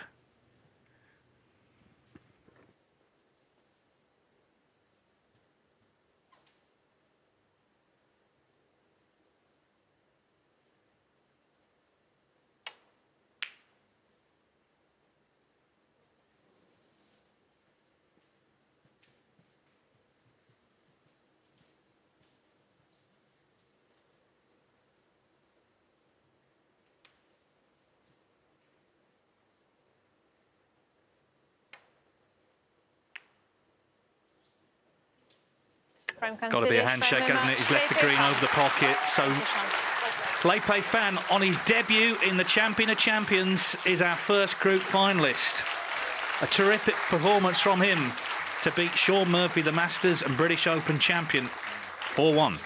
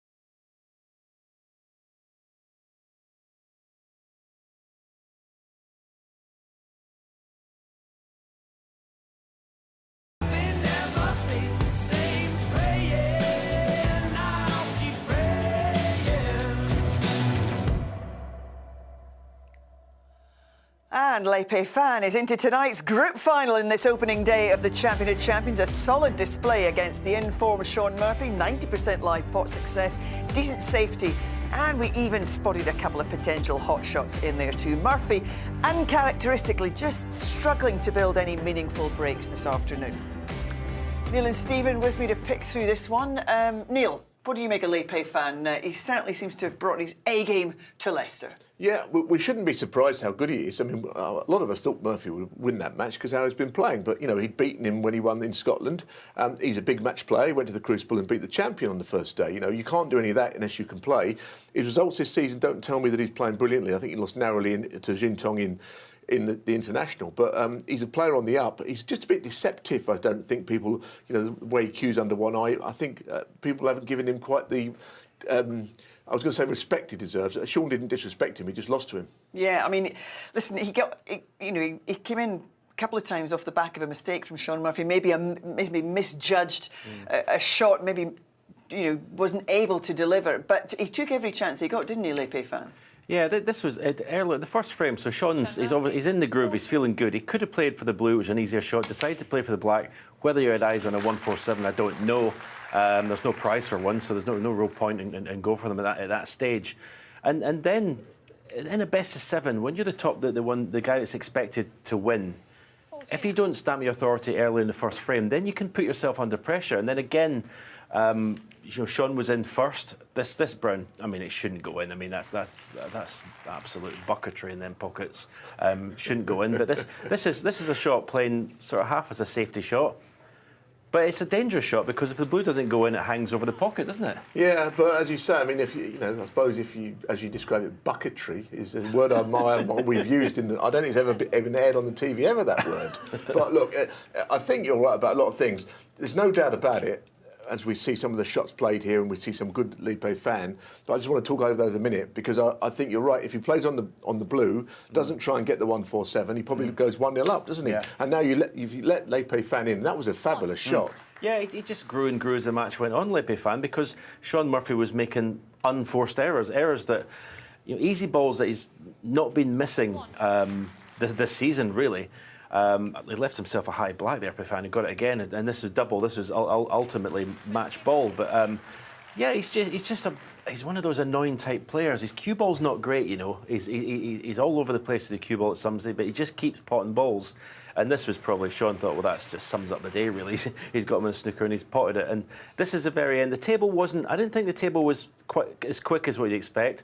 Shawn raised a sarcastic thumbs up to the table there. So, saying to me that he thought that ran off. But it was probably to himself as well, summing up his performance. Well, we'll see Le Pei Fan in action in tonight's group final. Who will he play? Because we've got another match coming up for you very shortly here in Leicester. We're going to see the #1 in the world, Judd Trump, up against Yulu. Let's hear from Judd now. You're a serial winner. Only you and Mark Selby have played in every single edition of the Champ of Champs, but you haven't won a title yet in 25. Where is your game, do you think? How close are you to being at your best?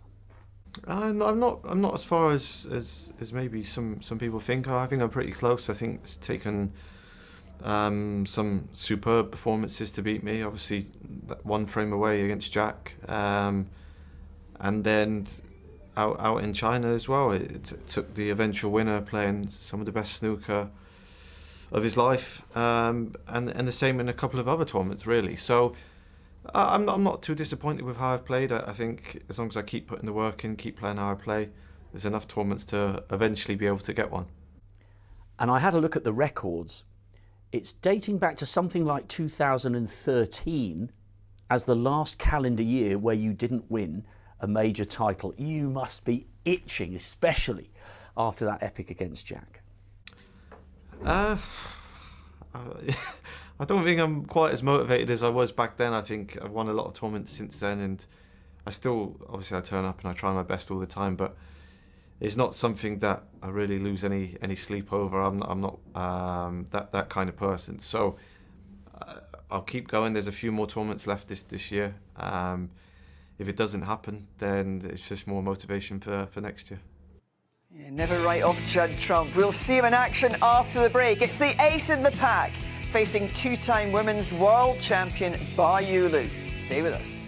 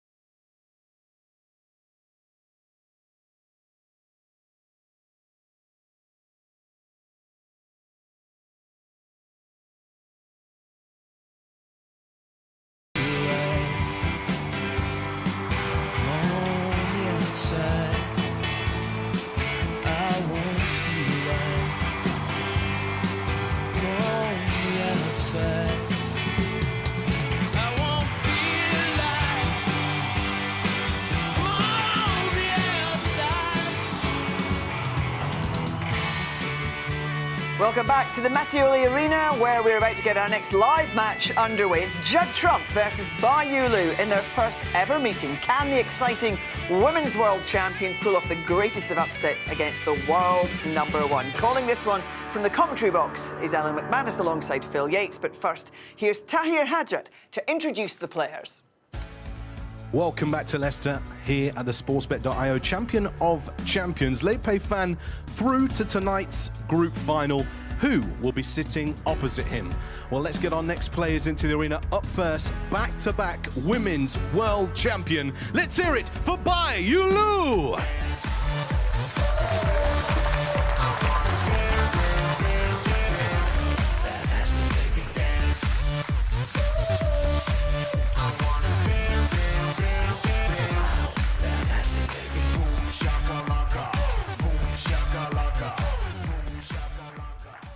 And her opponent is the world #1. It's the ace in the pack, Judd Trump.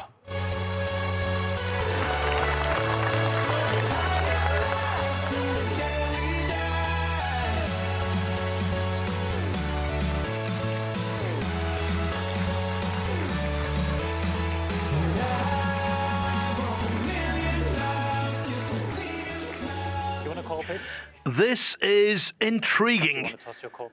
One of the heaviest scorers in professional snooker history against the heaviest scorer in the women's game, Yulu. She's setting new standards all the time. She made 145 break, a record in last week's international championship on home soil in China. She's dynamic when it comes to break building. And Judd Trump, yes, he's a big favourite, but he's by no means a certainty.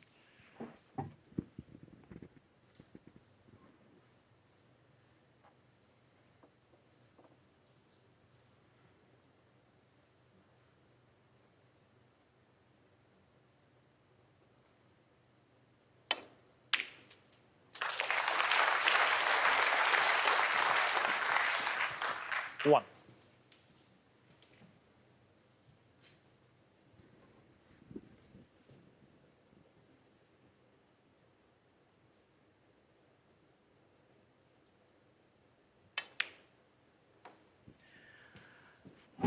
Alan, she's only 22 years of age, Yulu, but I think already there's enough evidence to say this without any fear or favour. In terms of scoring power, she's the best woman player we've ever seen.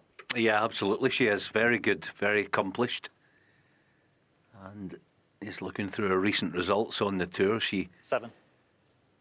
Generally does at least compete in pretty much every match. So, yeah, really looking forward to how she 8. performs today. But what a start with the long red.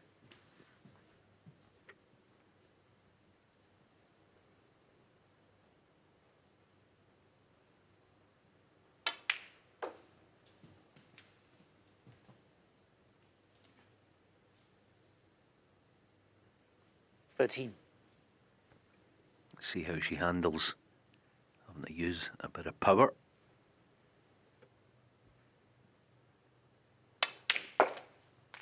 $14.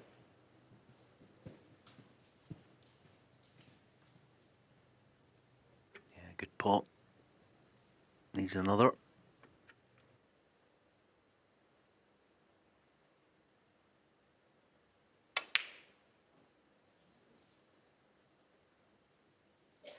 Yulu, 14.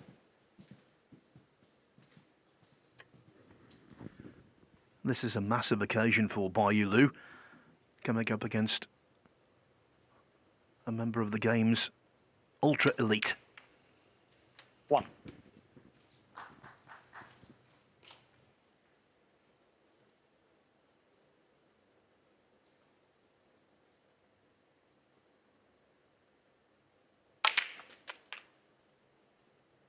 Foul.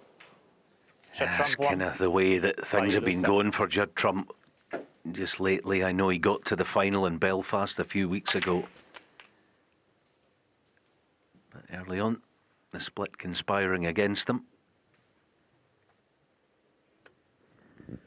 Yeah, knocking in a red after potting a colour, that's an occupational hazard, but not quite that way.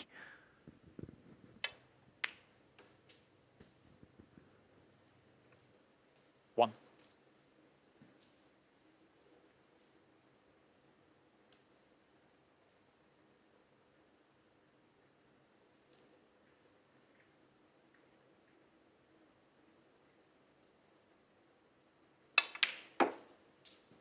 No, that's lovely.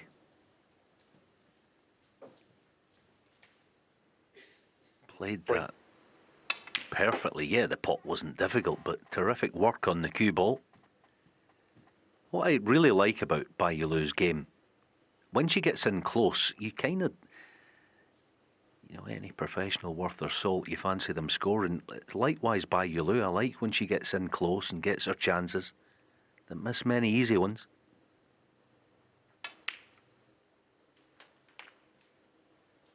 Four.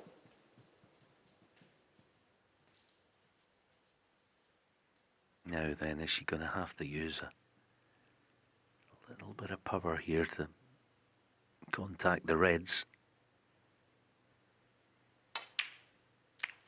Yeah, good shot, unlucky. But already you can see, can't you? You know, 11. Very accurate.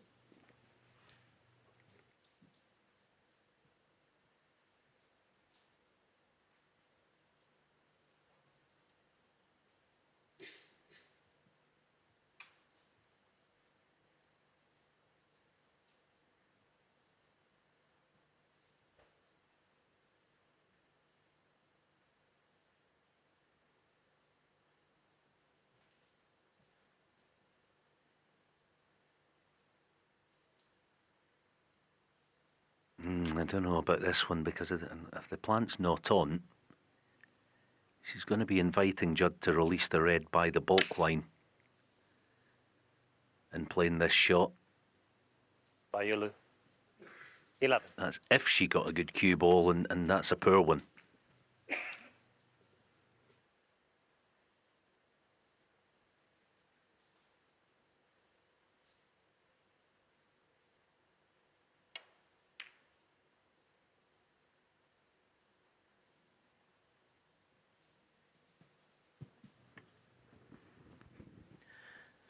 Needed to be delicate, not the kind of shot you want to play so early in a match when your cue arm is not exactly moving as smoothly as you'd like. 1.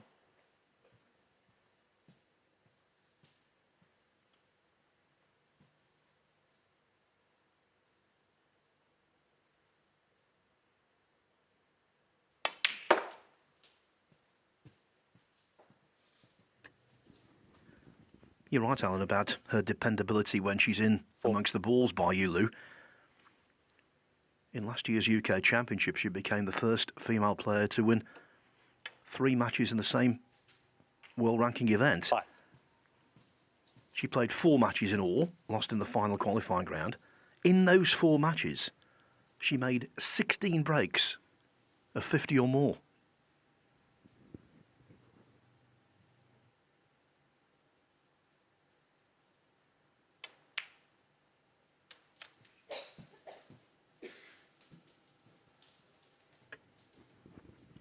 And in beating Scott Donaldson in the penultimate qualifying round, she had 7 breaks over 50.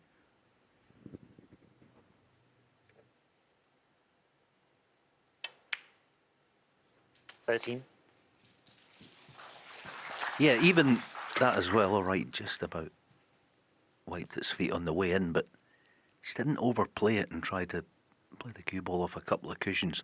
Smart shot.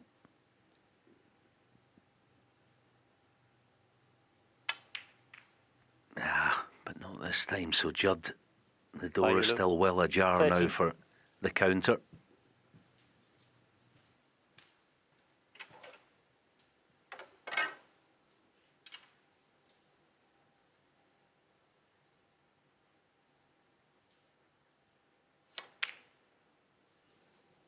He's not on it.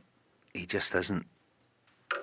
I know, you know, as I say, a few weeks ago, did well and just fell a frame short from winning another Northern Ireland Open title, but generally his game is nowhere near his top level. Wee bit concerning early on.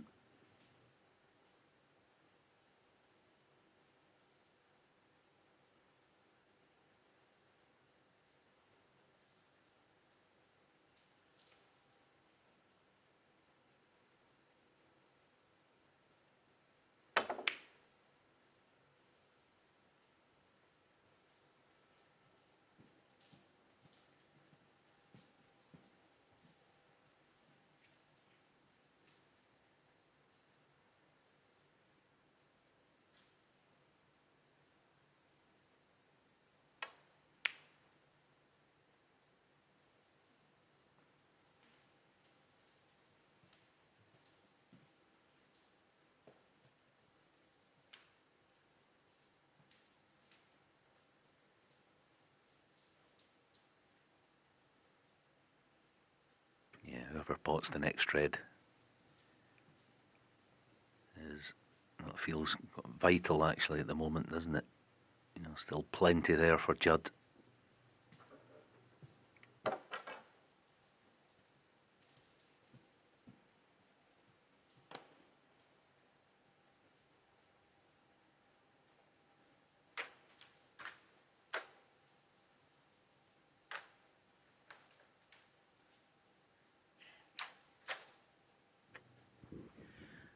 Thought his interview with Rob Walker was very illuminating.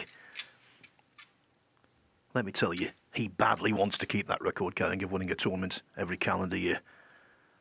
When you've won as much as he has, victory's in the blood. That's what you play for. Second is no good.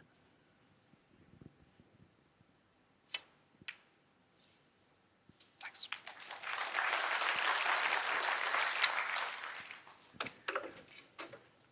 One. Well, now, what an opportunity for Yulu to take this opening frame. Yeah, this is frame ball. The pink goes in. There's a couple of reds at her mercy, so a good smooth piece of cueing. And that's exactly what she's accomplished. So Yulu is going to win the first frame. 7.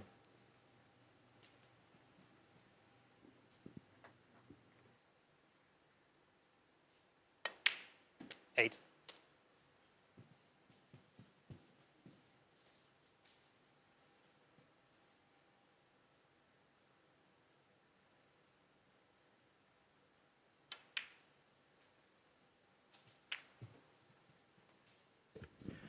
No one had really heard of Yulu until the 2023 World Championship. It was her first event on the women's tour.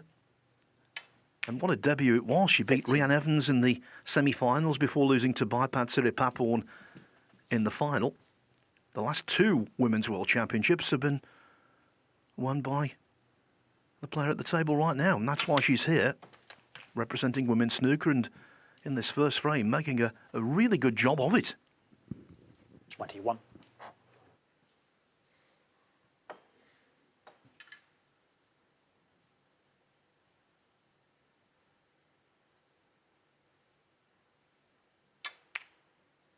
Thanks. 22.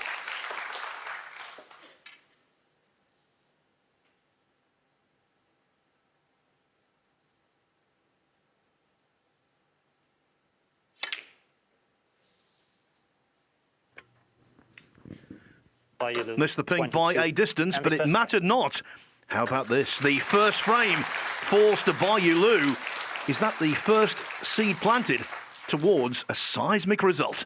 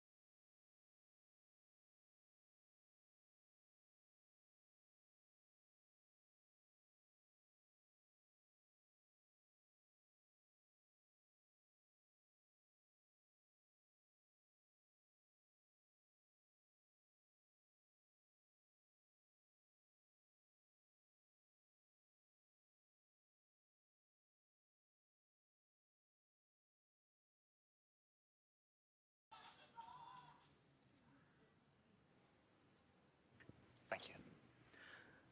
So far, it's been a day where reputations have counted for very little.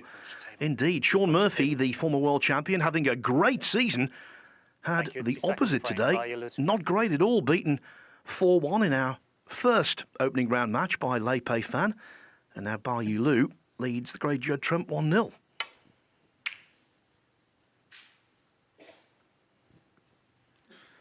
Over the years, though, the champion of champions has produced many a shock.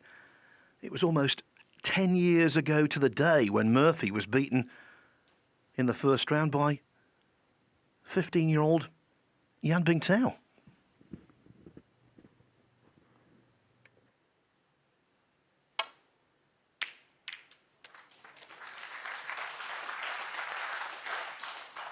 One. Good pot, that'll make him feel a bit better. Not out the woods yet, this is awkward.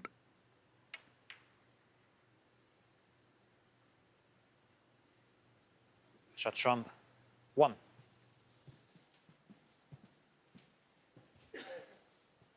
It's funny, this game, isn't it? When you're out of form, as he has been largely the last 10 or 12 months, it's not easy to go from first or second gear into top gear. And that's no matter how good you feel you're playing in practice. 1.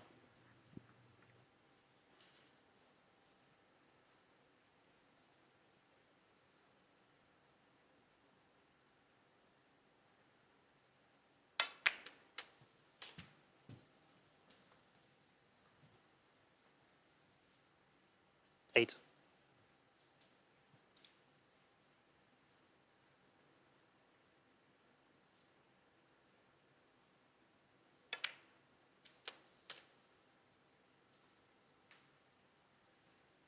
Nine.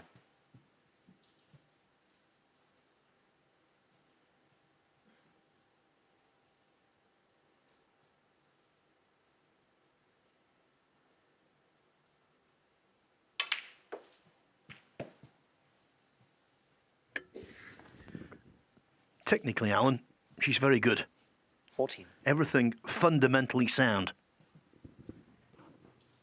Yeah. Definitely is.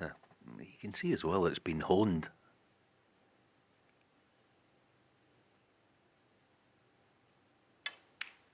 As a junior back 15. home in China. Yeah, see there, lots of straight lines, as you say, very, very textbook.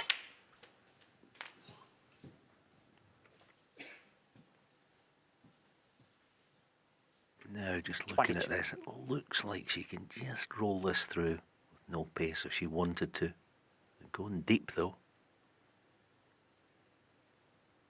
It wasn't easy to get the cue ball out into the open. So not bad. 23.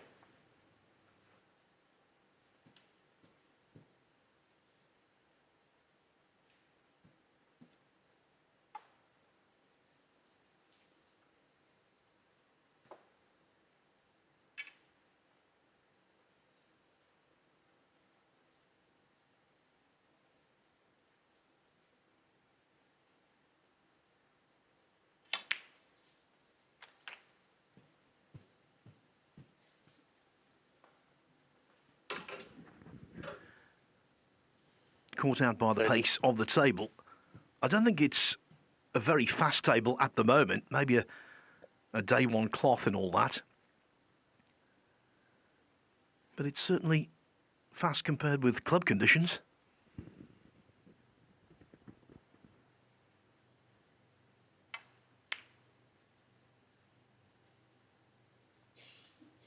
Bai Yulu. 30.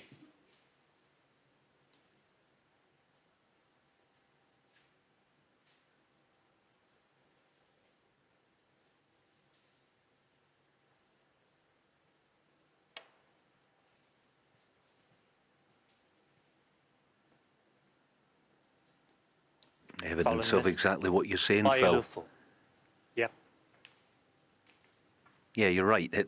The players like these cloths to sort of when it, you know, as it's coming to rest almost, you want it to just glide out an extra 6 or 8 inches.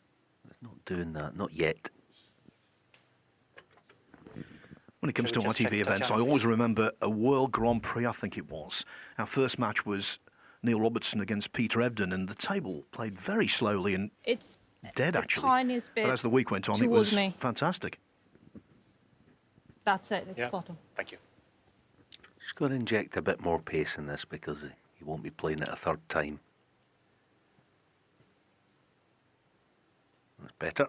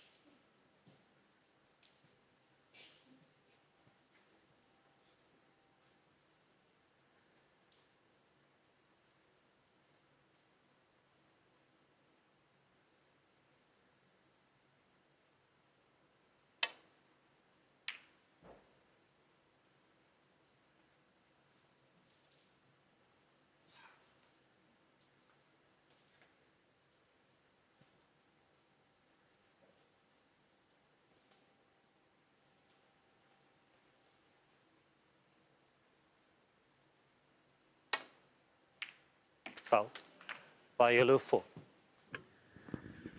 Well, I recently commentated on the final of the World Billiards Championship. David Corsier winning that, and I think the great Corsier would have been proud of that one.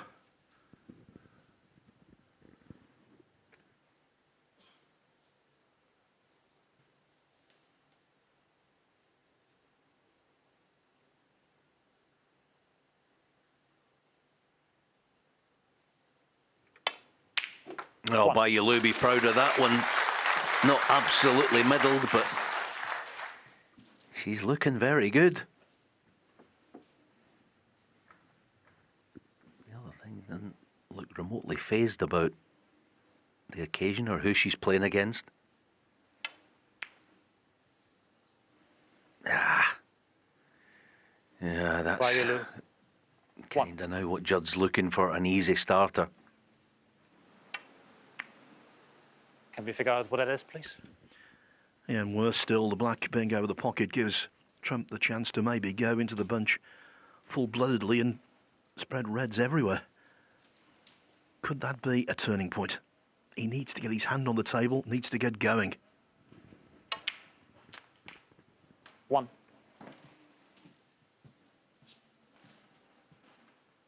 Yeah, it's a lovely target as well, isn't it?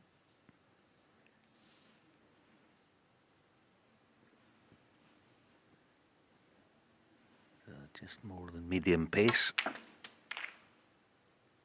But no good. End of break. 8.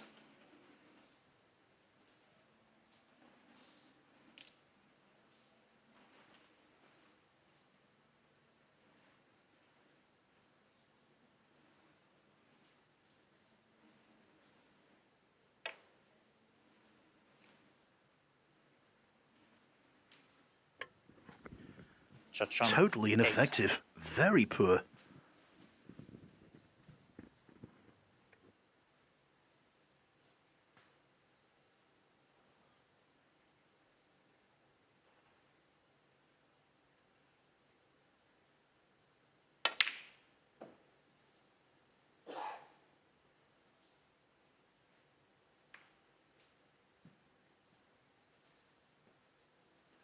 I think it was the aircon.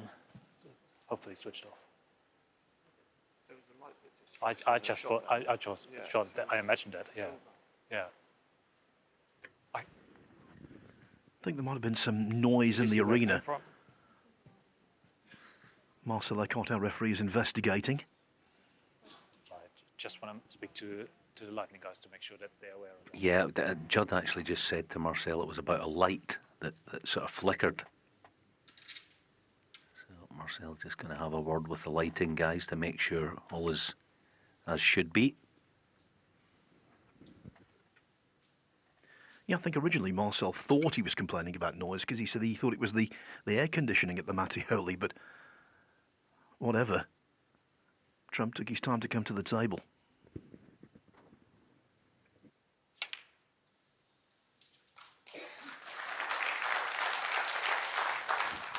He's also taken his time to get in the groove, but we know when he does get in the groove, watch out.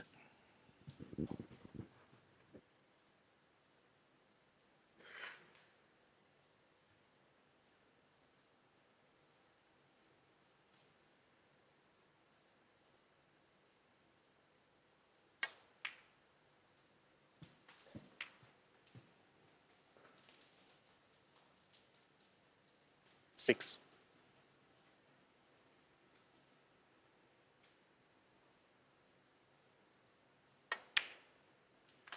Seven.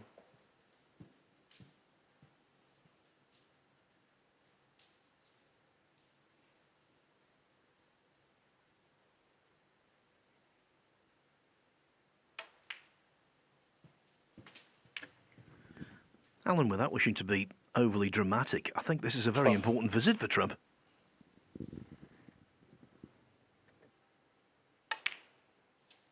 13. Yeah, I tend to agree. I mean, on the face of it, it's quite a straightforward opportunity.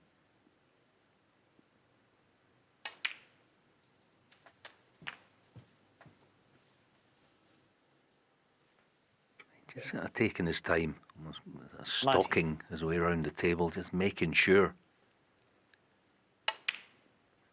20. Now, what does he do here? He may have eyes for just separating the three together.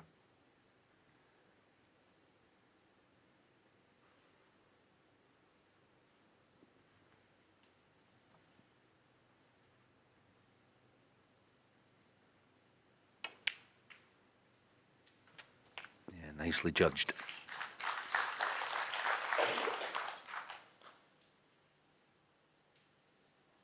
$26.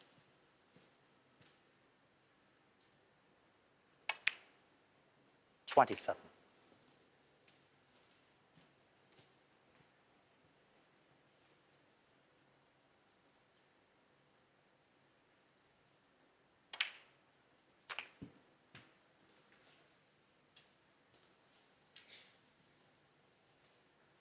$34.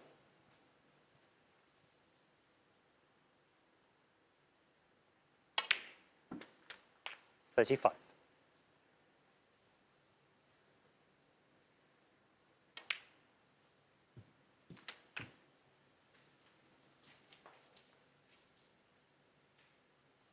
$41.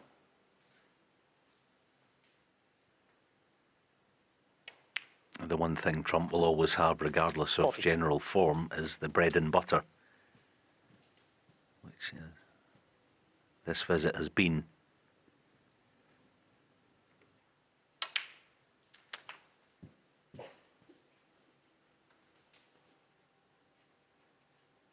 $49.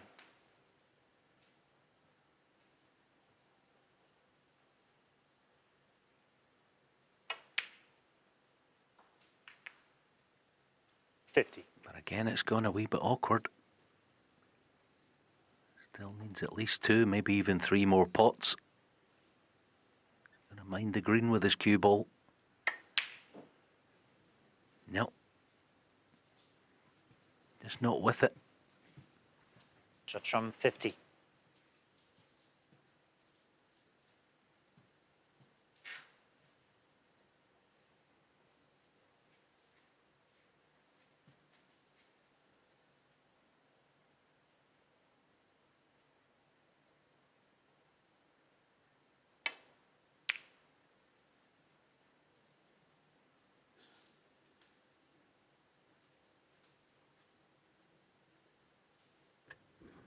And when you're not at your best, these are the kind of things that happen. Let's not forget when he went into the pack earlier, off the black, he didn't drop on anything. Just things tend to conspire against you. I suppose you need good luck when you're not firing on all cylinders, and yet you get good luck when you're playing at your best, when you don't really need it. It's just the way it works.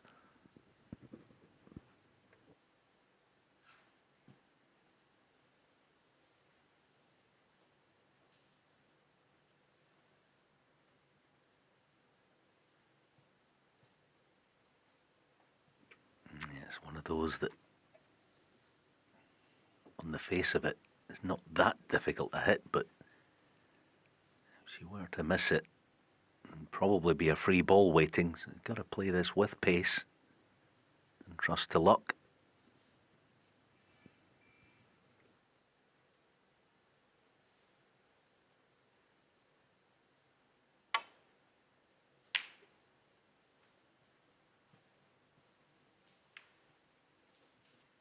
Yeah, that was well done. I mean, job number one there was hit it and get separation. Judd's still well in the driving seat.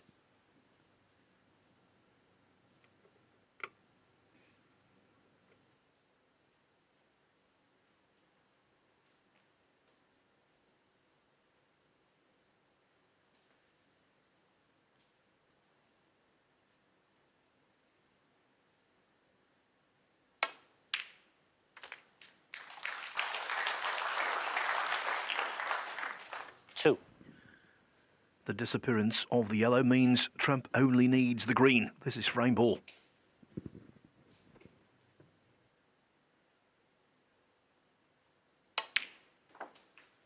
Five.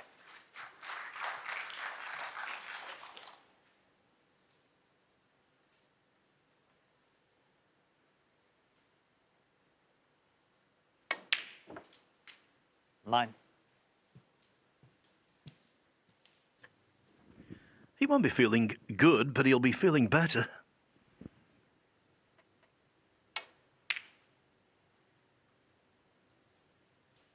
Judd 9 and the second frame. Primarily due to a break of 50, Judd Trump gets back onto level terms. It is 1-1.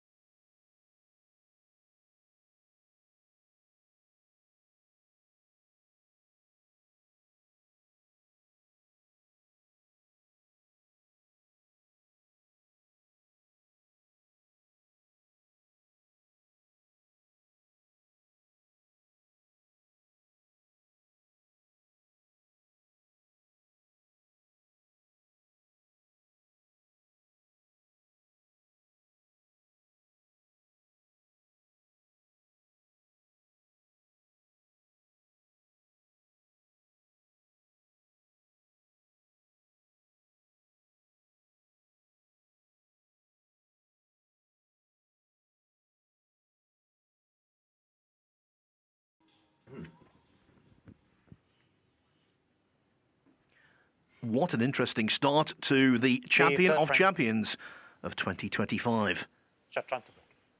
Shawn Murphy already hitting the road, beaten by Leipei Fan. So it would appear on paper the path is clear for Judd Trump. But he might need to up his game from what we've seen so far.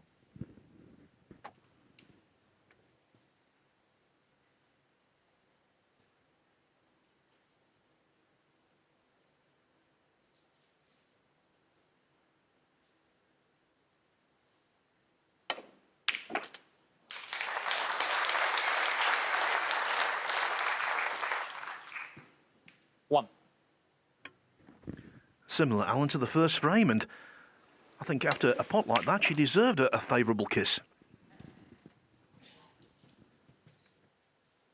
Yeah, Judd leaving, as you say, the exact same shot as a couple of frames ago.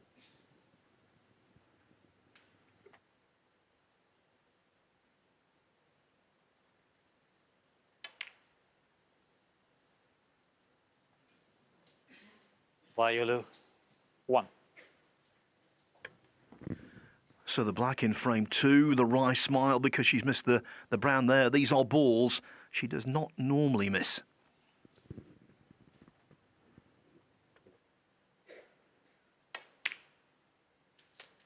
One.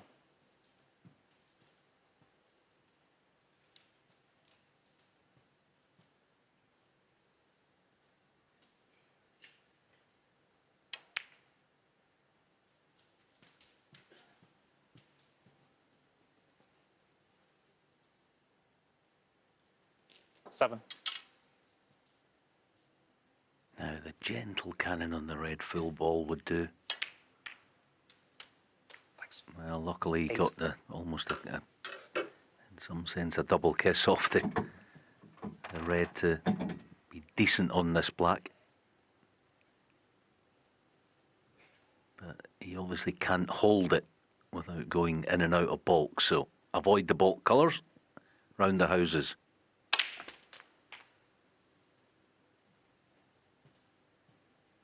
Yeah, it's well done. It was a good percentage way of playing it. It was always bound to be on one. 15.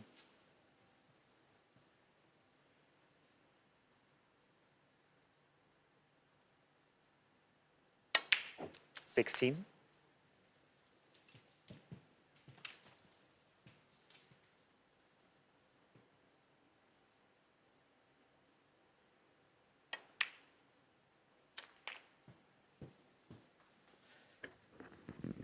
Trump winless in 2025. We've 23. established that. But in terms of scoring power this season, he's not been in a crisis. He's second on the list in terms of centuries made. And maybe one will be 24. forthcoming here. Clever shot, that. Yeah, he's made 26 centuries, so he's joined second on the seasonal list with Wu Yize and Gary Wilson. Top of the list, Shawn Murphy with 33, a number that will not be added to this week.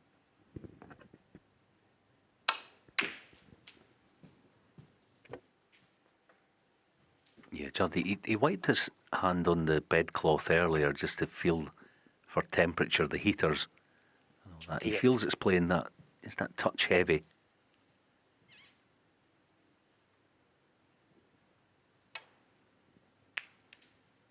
$29.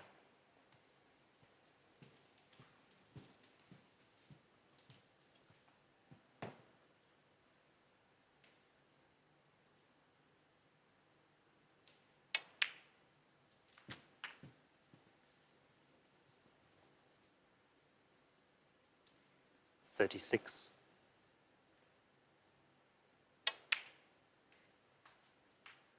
$37.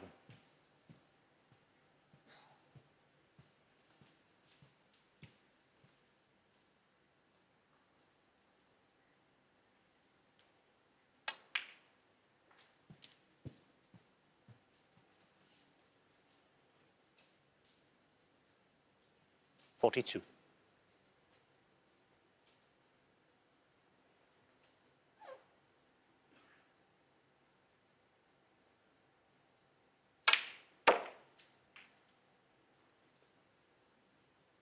$43.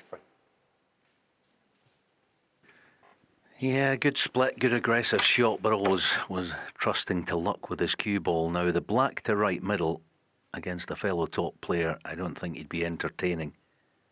He'd like to play it, but he knows that the correct shot is the yellow ball. Cue ball to balk.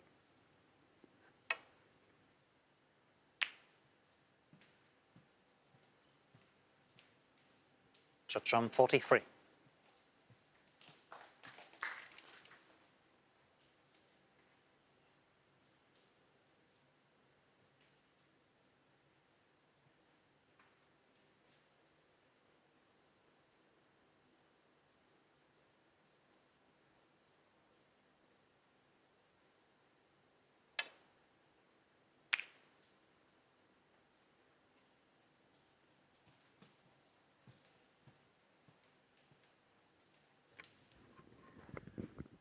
two awkward reds now on the left-hand side of the table as we're looking. Will not bother Trump in the slightest with a 42-point lead. The yellow is also very much in his favour, and he's taking out another insurance policy.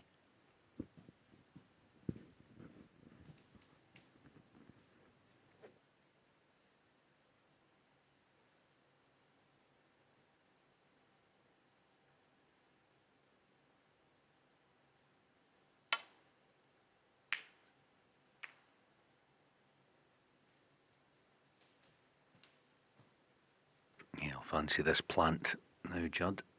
Obviously, he'll be playing it. He got himself in position now. It's still early to talk about winning the match, but got himself into some sort of, I don't know if I'd say comfort zone, but maybe here's a half chance for Pye.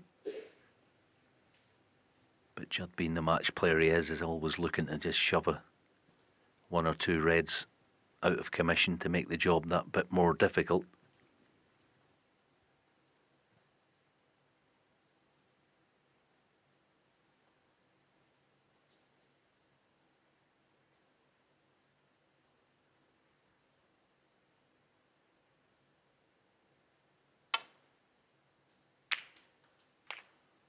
One.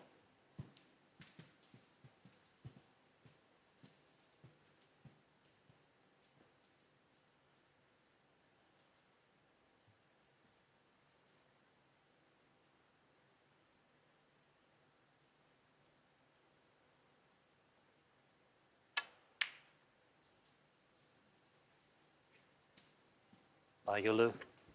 One. Not an easy black. Most certainly not an easy table.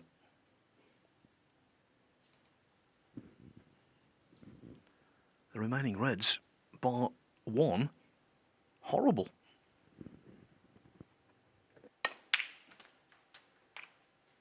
One.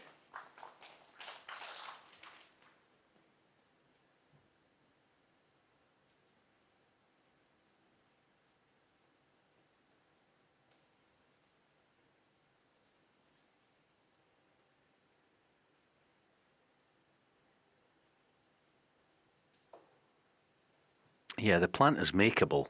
Certainly there you see it's almost dead set if he wanted to play it, but it appears he's playing to split them. Yeah, that's a good shot. Unlucky.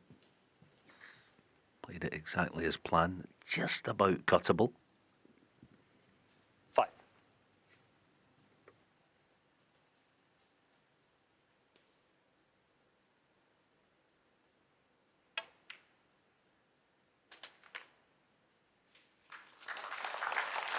Six.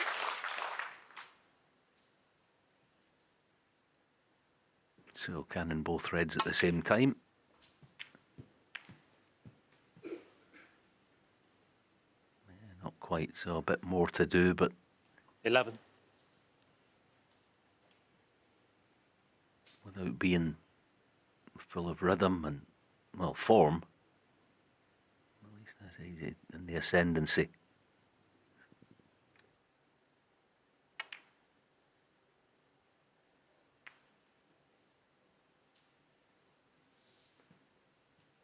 Trump, 11. Had it not been for the two awkward reds and the very awkward yellow, he might not have played that shot.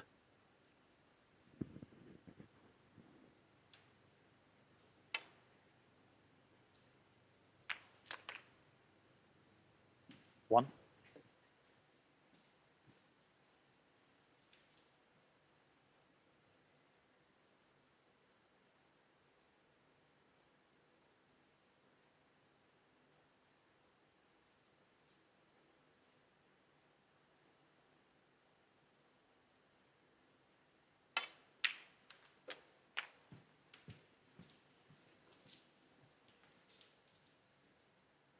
Yeah, okay, Eight. It's inviting, isn't it? You've got to play to try and release both reds.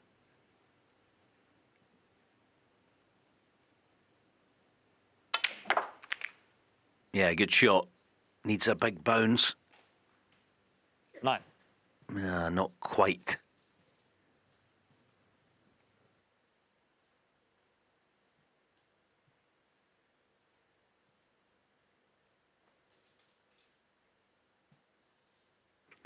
points are at a premium, so you've really got to take it on.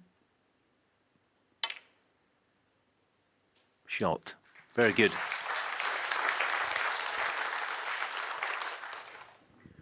Renewed hope. 37 behind, 43 on.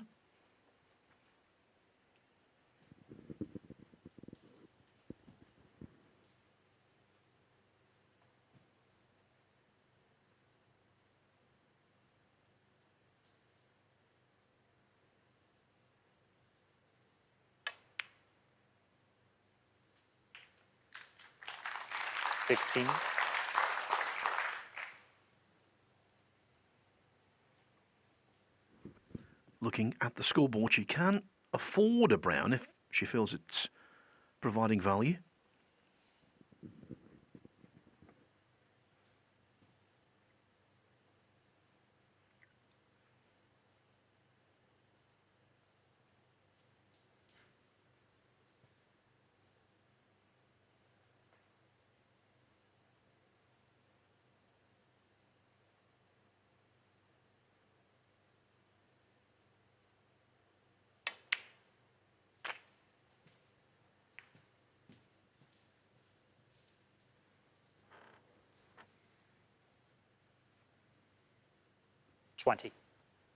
Yeah, there you see it, 32 behind, so red-blue would be okay.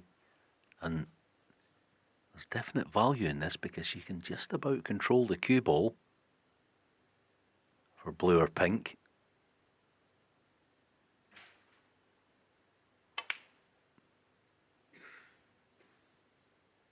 Pity. Yulu, 20.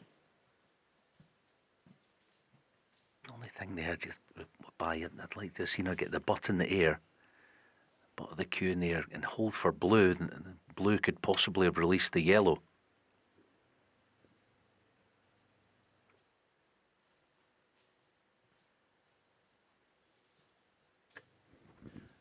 Cleverly done by Judd Trump. Not that she's going to miss this red, surely, but if she does, Yulu will need a snooker. Well, she has missed it. Foul. Judd Trump 4. It's funny, that shot. I always think just play it with a tracer right-hand side so that you can't go around the back of it. It's odds low almost, so this red, and Trump will be in front for the first time. 1.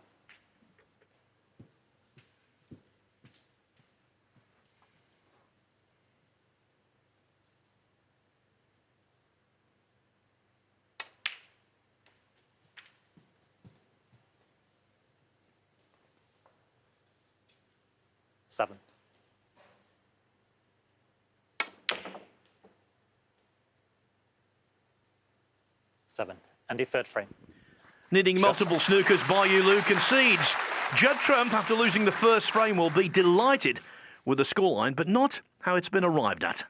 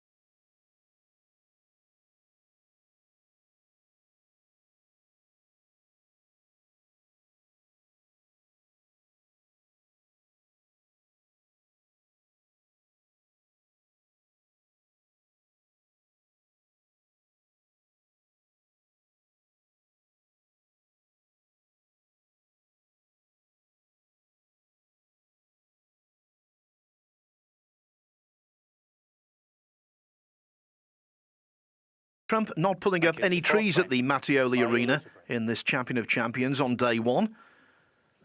He's made breaks of 50 and 43 so far. But he's playing correctly. Good match play, even though he's clearly not at the peak of his powers.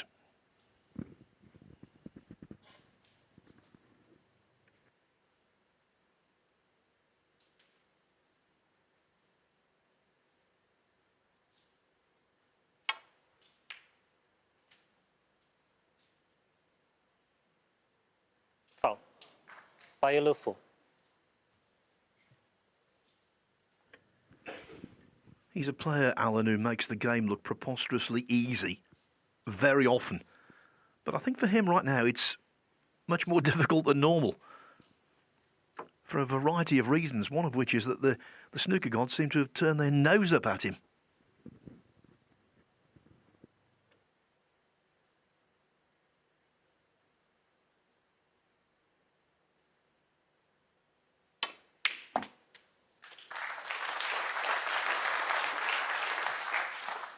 One. Again, outstanding cueing.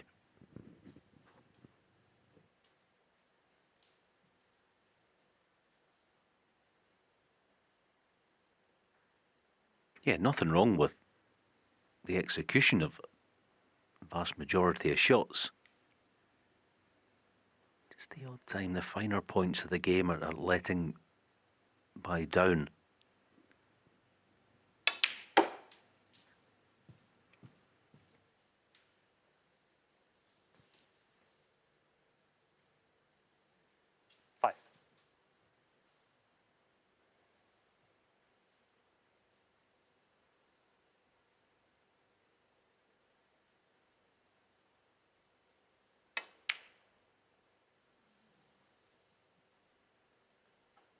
Yulu, 5. And she's missing more than normal.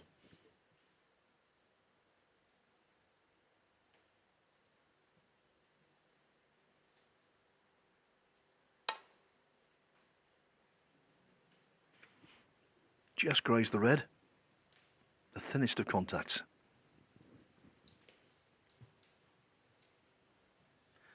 The pot success rate of both is leaving something to be desired. Trump at 82%, well below par. But by Yulu, 77%, that will not get the job done.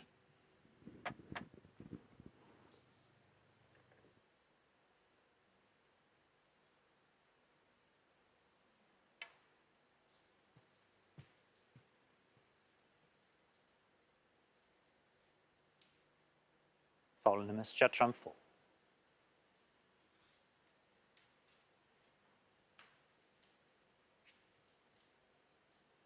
Again, there's quite a basic error to miss the red on the right as we see it.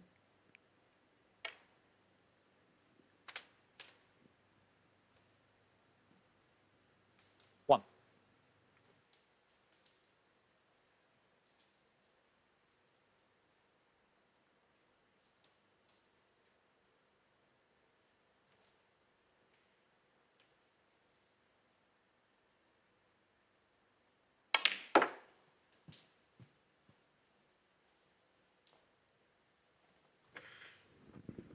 Trump has got a great record in this tournament. Winner in 2021, overcoming John Higgins in a one-sided final. He's also been runner-up on 4 occasions. Twice losing to O'Sullivan, once to Mark Allen, once an absolute heartbreaker to Neil Robertson.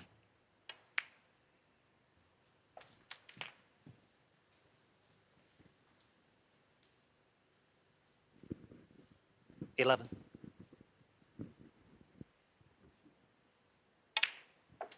He has lost in the first round twice. 2015 to Kyron Wilson. 2017 to an inspired, I remember that match very well, lost to Luca Brissell 4-0.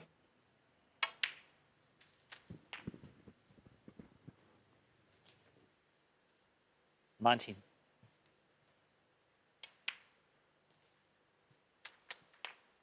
$20.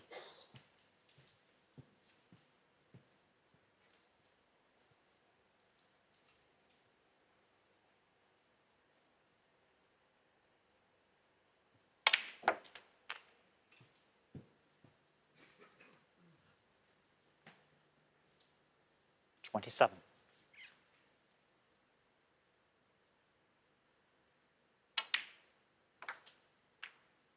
28.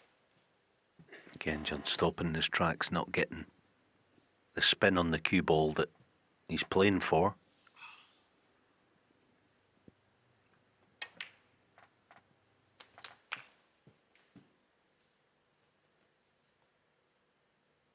$35.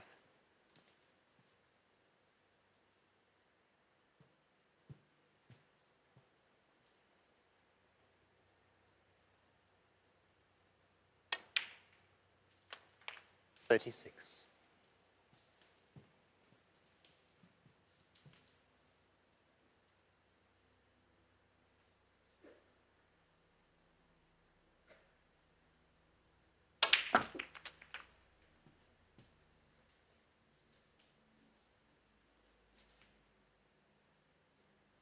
43. Yeah, that was well played. It's about as well as he struck a shot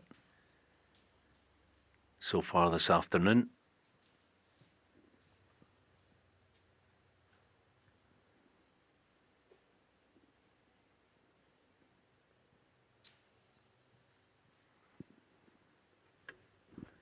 His first shot right-handed, if you remember, he left the pot short of the pocket.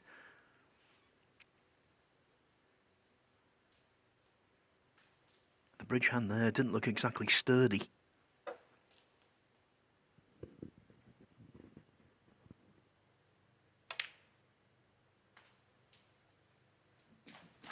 $44.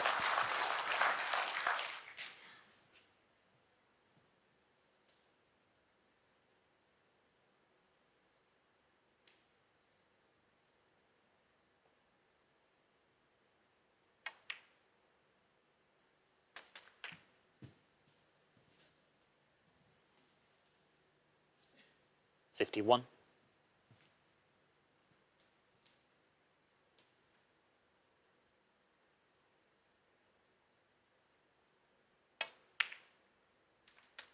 52.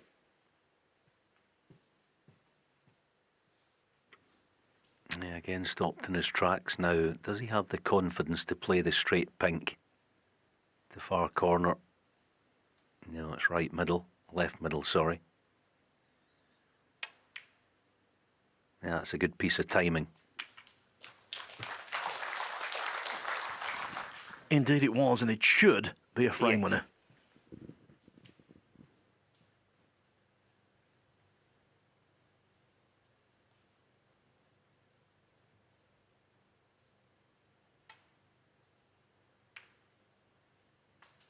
$59.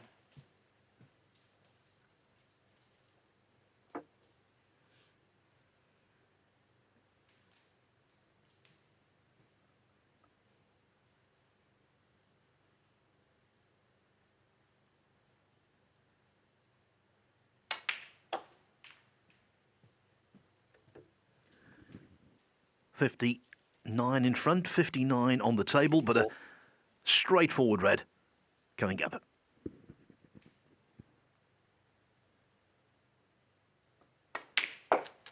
$65.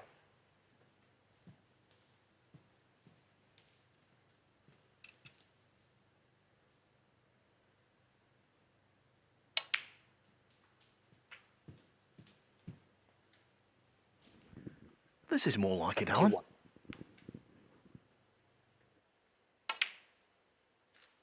72. Yeah, the form's never that far away, is it? With Judd, I mean, generally it hasn't been anywhere near his top level this season. 78. But what he will do is keep at it, keep working hard, and eventually it will turn. 79.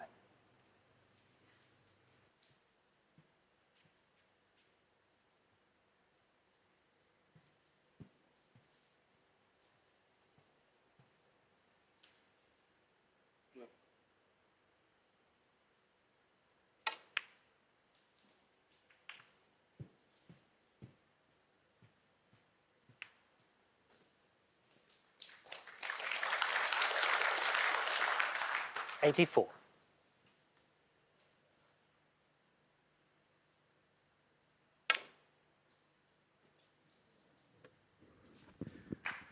Trump doesn't add to his prolific list of century breaks, but it was the highest break of the match so far.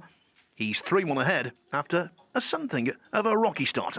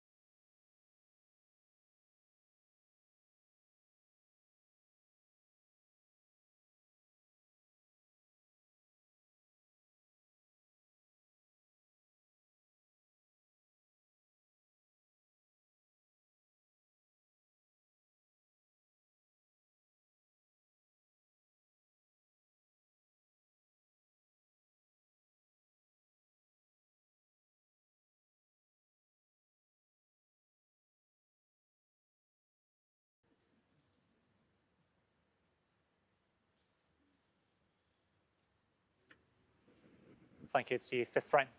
Judge Trump to break. As Marcel Eckhart, our referee, announces the start of frame 5. Judge Trump breaking off, hoping to win this one to put the seal on victory. But he won't be taking anything for granted. No female player has won a match in the Champion of Champions, but Rhiannon Evans came very close against Shawn Murphy. She was 3-0 down, came back to 3-3. Murphy making a century in the decider. Oh, but that was way off. And Trump squarely in immediately.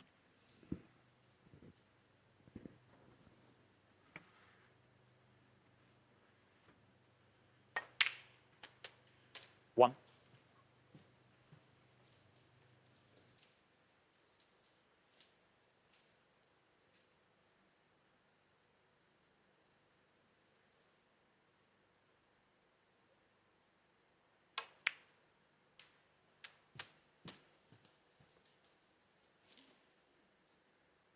Eight.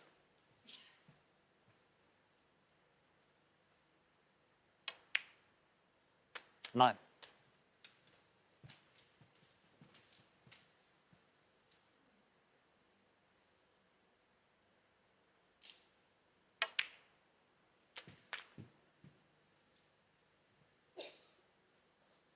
Sixteen.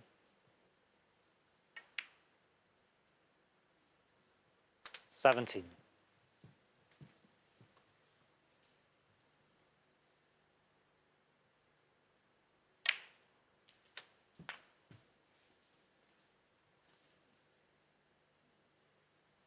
24. 25.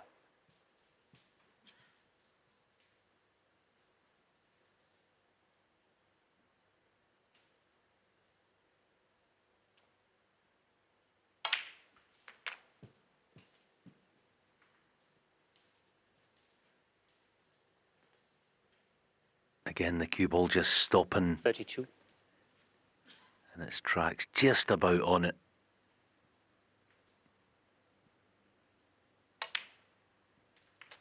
Yeah, it's very good 33. as well. Just caress that red over the right centre, and where it's landed, he can take his pick on the blue that follows it.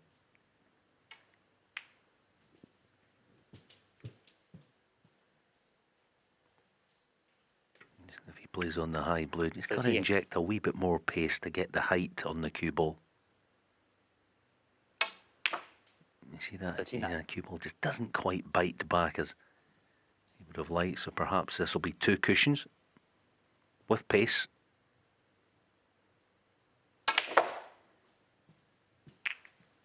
Good split.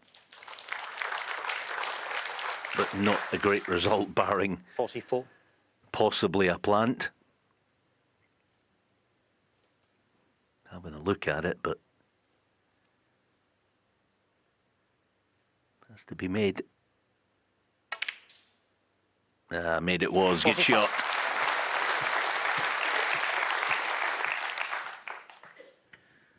Was it the right shot? Well, now, yes.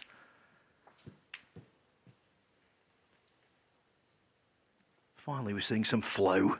50. It's easy for us in here. We get to decide after the event whether it was the correct shot, don't we? But yeah, rapid fire stuff. This 51. 51 and counting. Almost there.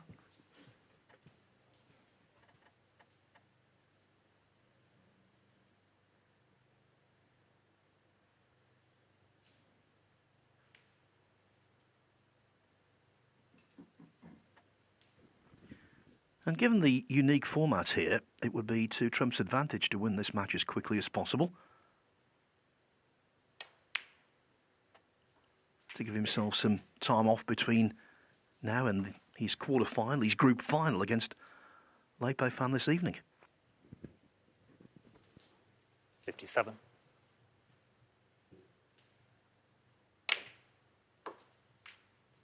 58.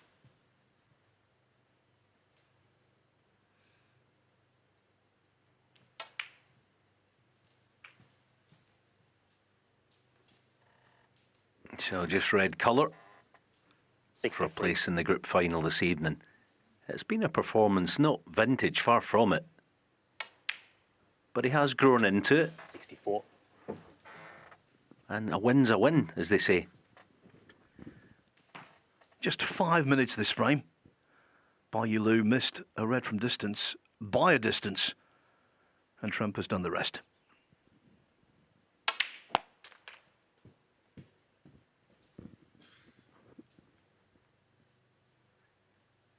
$71.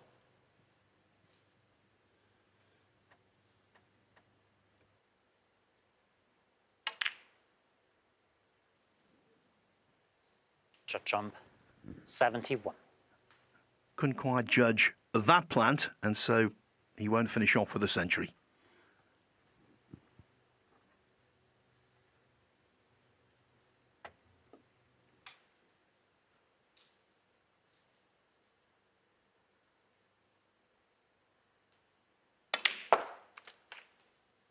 One.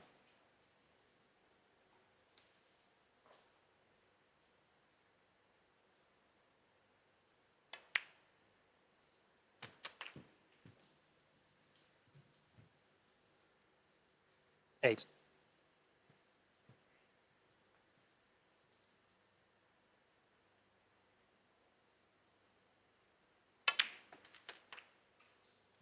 Nine.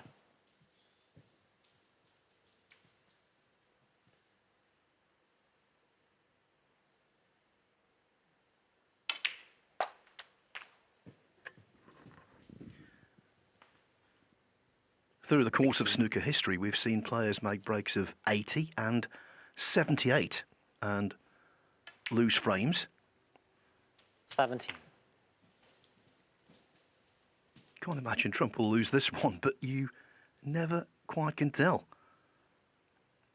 Doing the right thing here, trying to get 4 reds, 4 blacks, and then concentrate on the snooker on the last red. 24.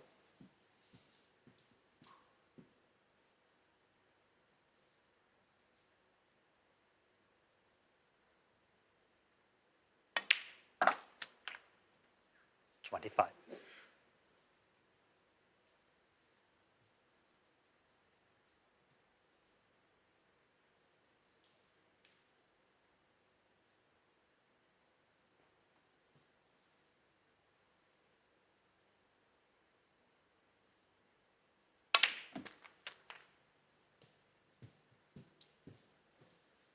Yeah, that's gone a wee bit awkward as far as trying to lay a snooker. It's still doable. But she would have wanted the cue ball low of the red.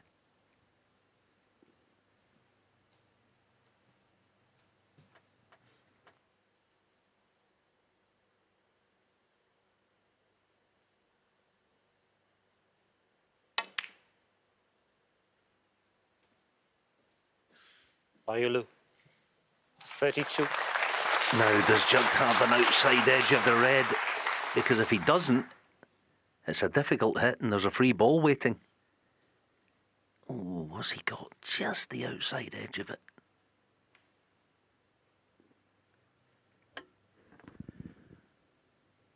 Well, to borrow a phrase used by Joe Johnson, he's got the paint. If that. I don't think he has, you know. Yeah, it's very tight, isn't it? You just also be calculating, what if I miss everything altogether? Well, it would be a free ball. The cue ball lands up near where he is. So he's got to hit something.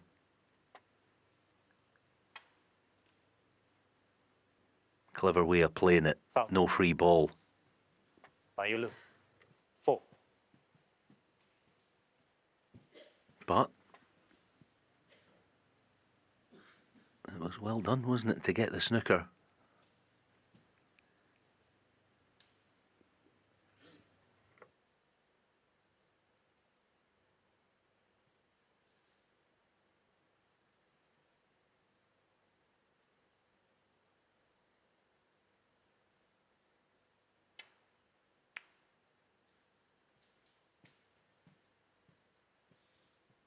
That's very good.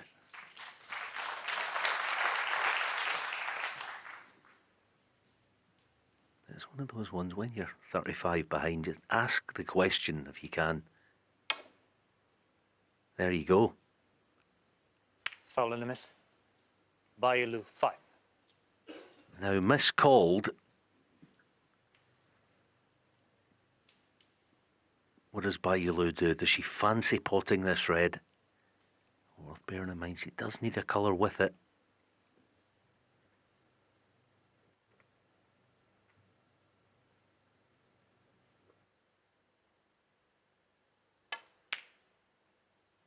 Great shot. 1. And just about on the black. The good news, nothing to do with the cue ball, all about the pot. She'll be on the yellow.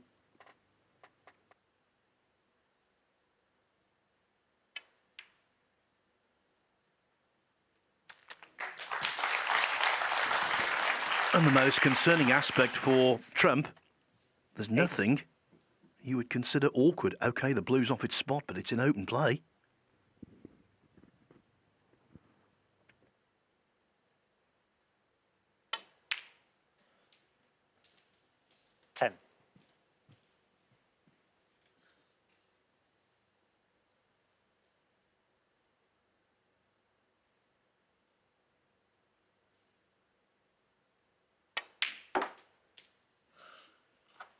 No, that's a super shot. That means that she's pretty much guaranteed to have the optimum angle on the blue to access the pink. So this will be the key shot coming up. 17. And what a steal this would be. From 39 with one red. Got to slow up.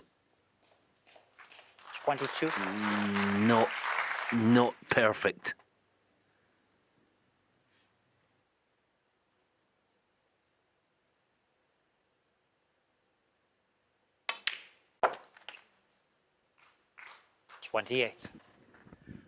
When she was 71 behind, I said it was hard to imagine Yulu winning this frame.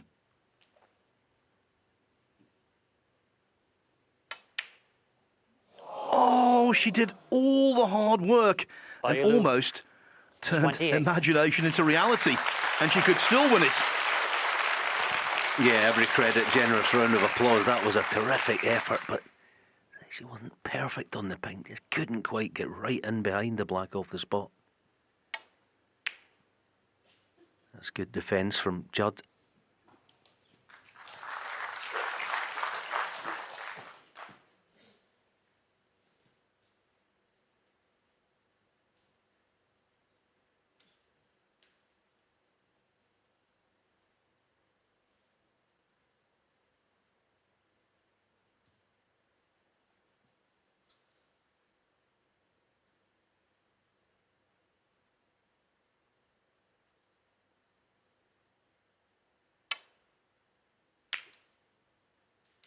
Yeah, that's a classy shot. That's very good. Yeah, well done. To keep Judd at bay for the time being.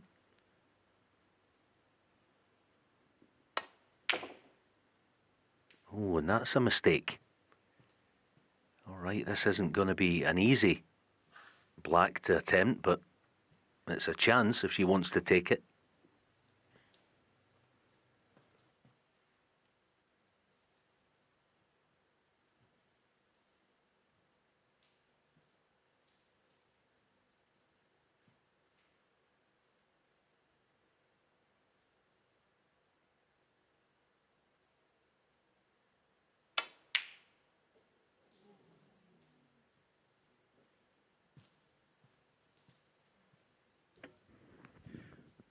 Trump will be so relieved if this black finds the target.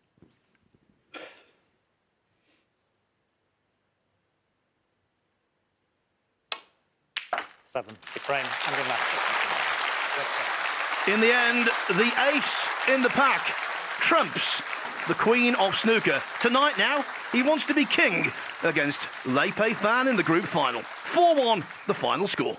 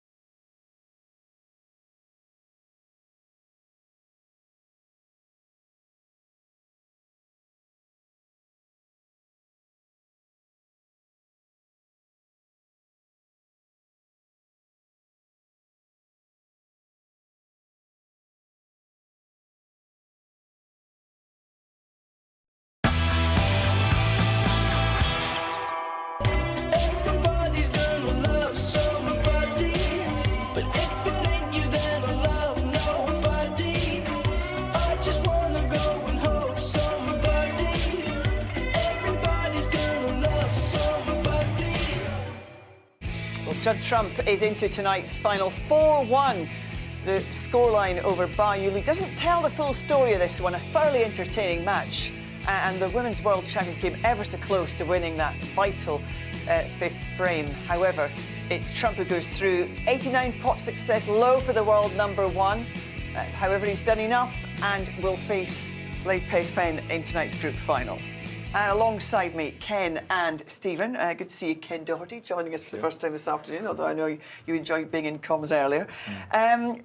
What a thrilling final frame that was of that match. Yeah, I felt a little bit sorry for Yulu because she did all the hard work. You know, it got the couple of snookers, 39 behind with the last red, and potted some wonderful balls. And it would have been a great steal and a great boost for her, but eventually missing that black at the end, you know. But I thought she played, you know, so well up to that. You know, missed a couple of chances, got off to a good start, but I thought she really performed well overall. Yeah, to be trailing 71 points and to put together that fight back was an impressive piece of snooker. It was would have been a phenomenal frame to win. I'm going to be the pantomime villain. Again. She had a chance to win that match because she was 1-0 up. Trump was all over the place. I mean, he really was. He couldn't pot a ball. His position was all over the place.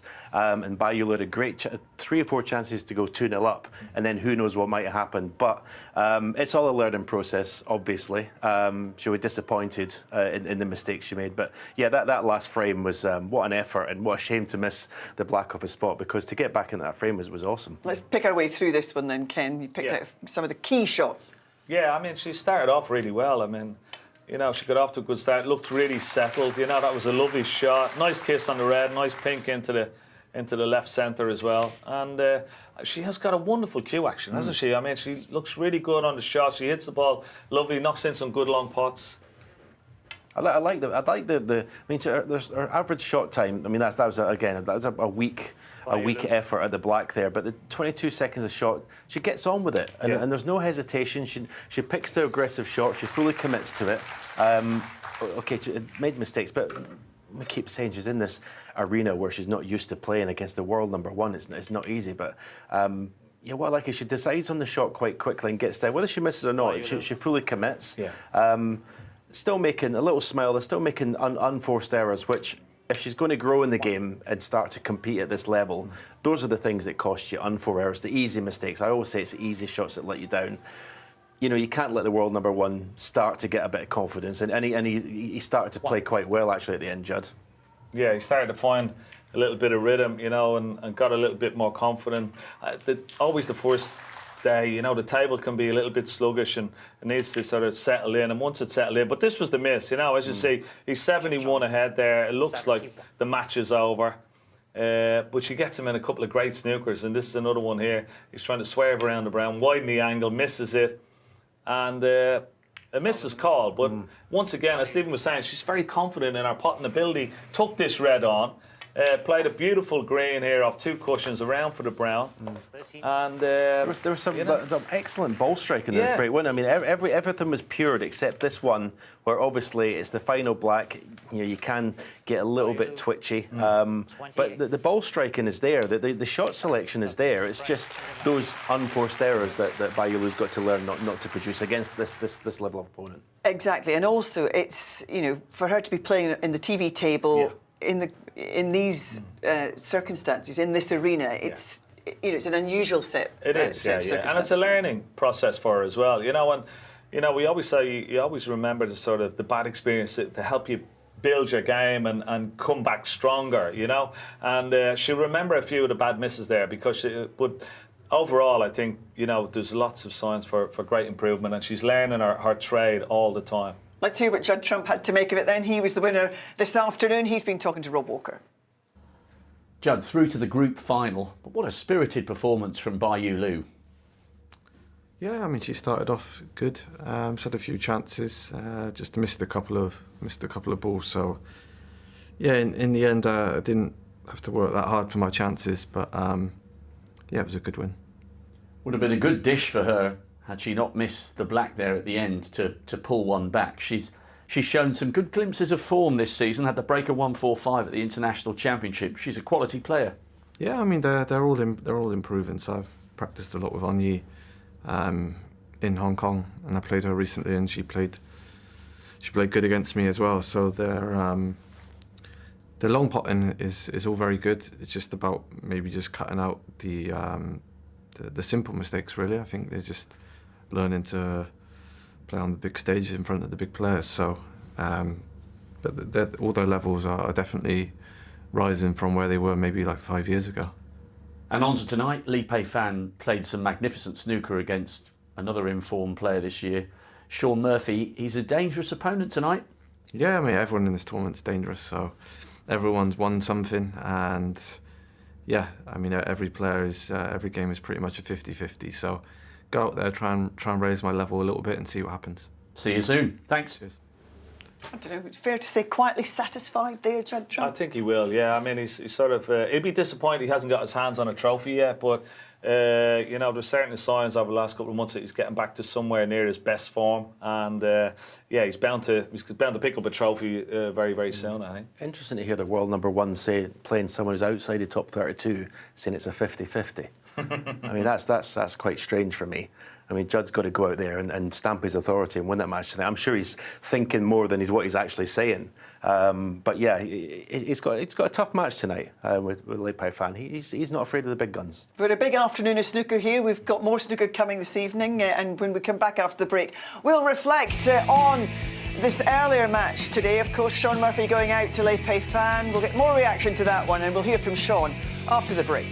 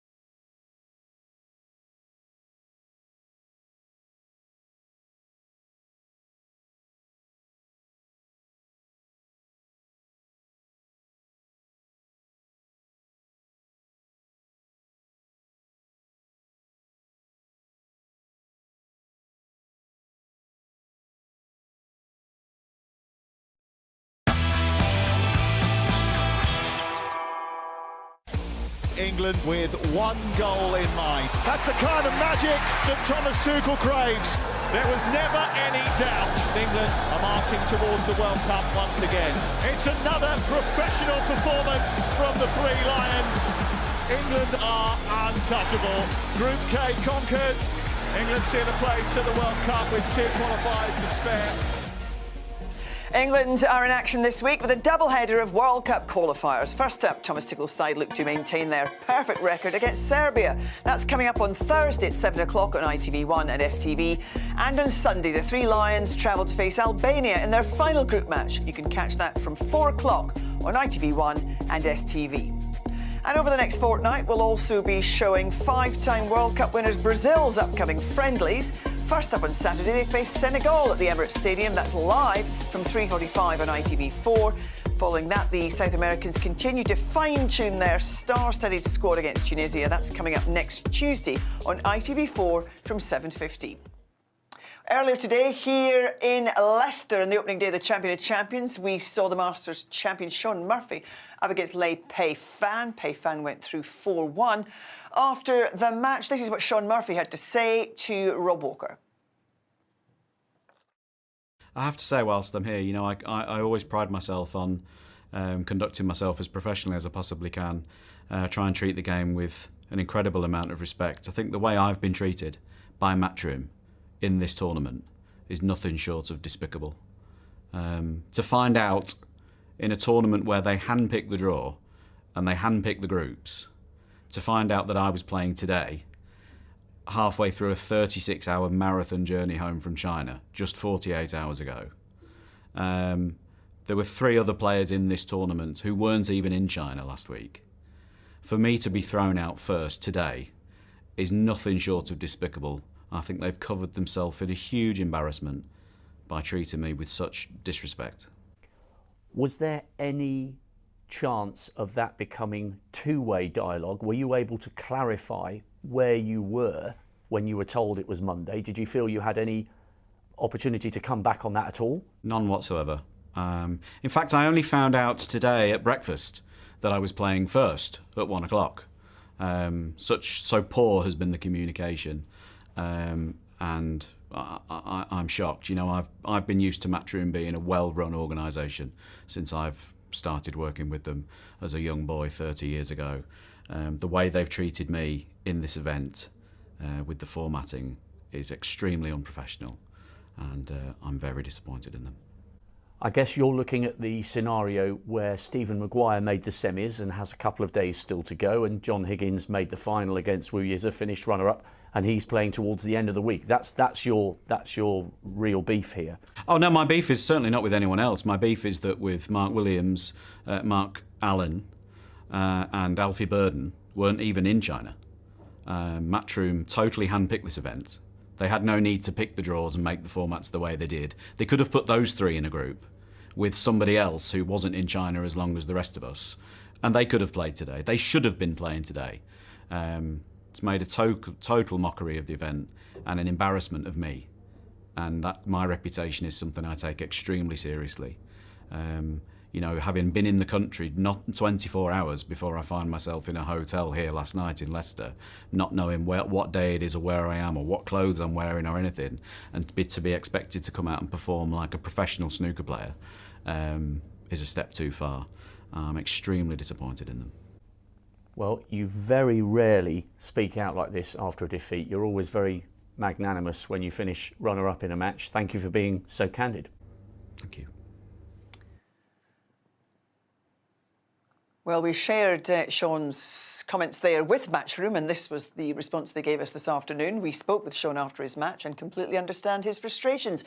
Our priorities are the players, and we take pride in the fact they consider this event prestigious and want to prepare for it. For transparency and fairness, the groups are based on seeding.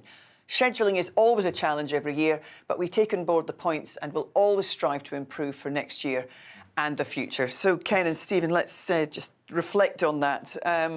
Do you sympathise with Shawn? Has he got a point there, Ken? It's difficult because, you know, he's just coming back from China and they're trying to juggle some of the players who have got to the business end of the one in China About the seeding, yeah, if the players are seeded, you can't just bunch players who weren't in China together, because that's not fair either. They have to be seeded. So that's why Mark Allen and Mark Williams and Avi Borden weren't in a group together. So, but yeah, you can understand his frustration. I understand why he wasn't told earlier, or an email or something, that he wasn't actually playing first today. I mean, that could have happened, 36 hours or before he even left China, so he's prepared. But when you're coming back from China, the jet lag, it's such a long journey. There's not much time between then and playing your first match. And of course, Wu Yis is the winner of that international. He's not in the draw, despite being a winner this year, because of the cut-off for who made it into the Champion of Champions. Stephen, just how much does it take out of a player with these long-haul flights back and forth to China? Bear in mind, Shawn came out of the international. He lost to John Higgins in the quarterfinals. That was on Thursday.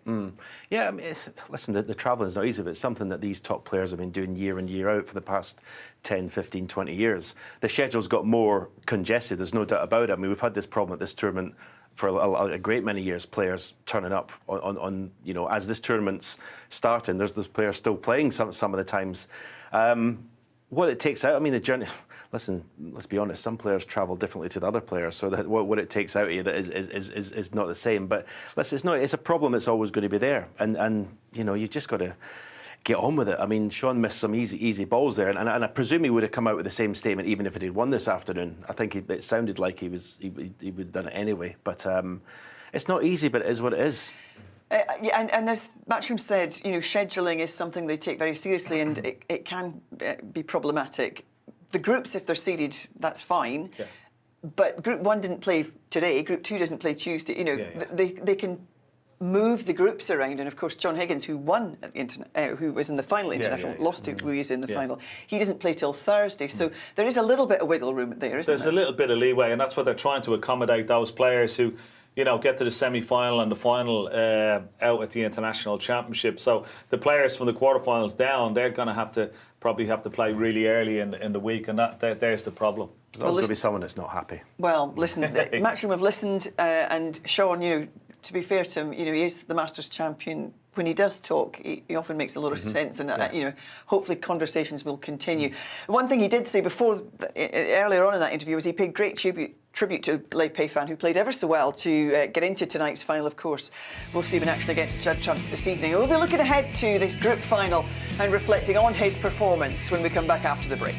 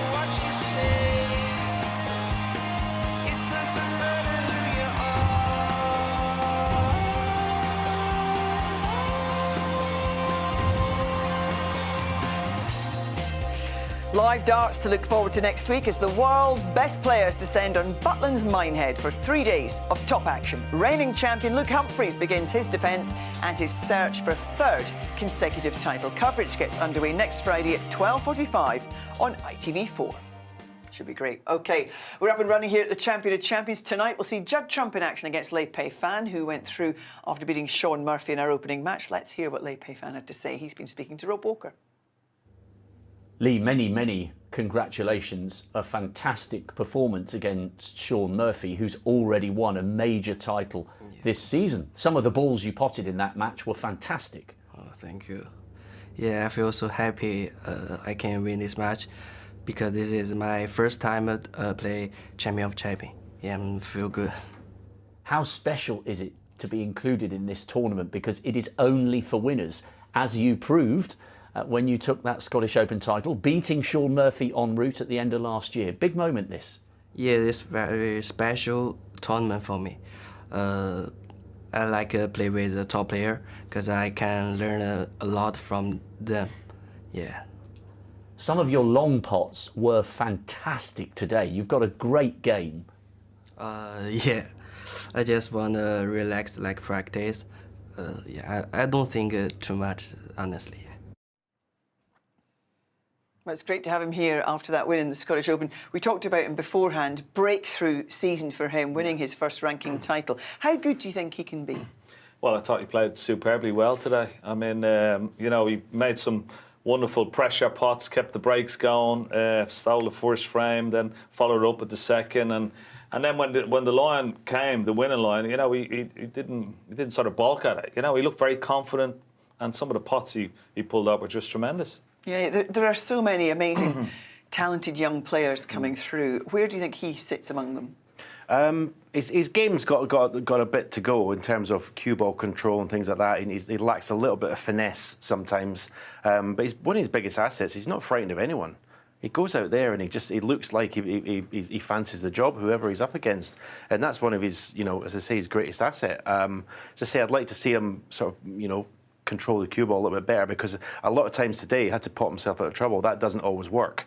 So tonight he's got to try and make it as easy as possible against Judd when he gets in. But he'll fancy the job tonight, no doubt about it. And he's now got that ranking title in his back pocket at quite a young age. Yeah. And how invaluable might that be? Because we see players as they go further into their careers almost chasing it. You know, you look at somebody like Jack Lisowski, you know, chasing that ranking title. Quite a number of players have had to wait a long time, and some players are on the tour and never get over the line. Yeah. But for him, he's now got that. Does that almost unleash him and allow him to play with a little bit more freedom? Absolutely. It gives him great confidence, you know, and I think that's why he's so relaxed, you know, in this atmosphere, playing against the big players on TV.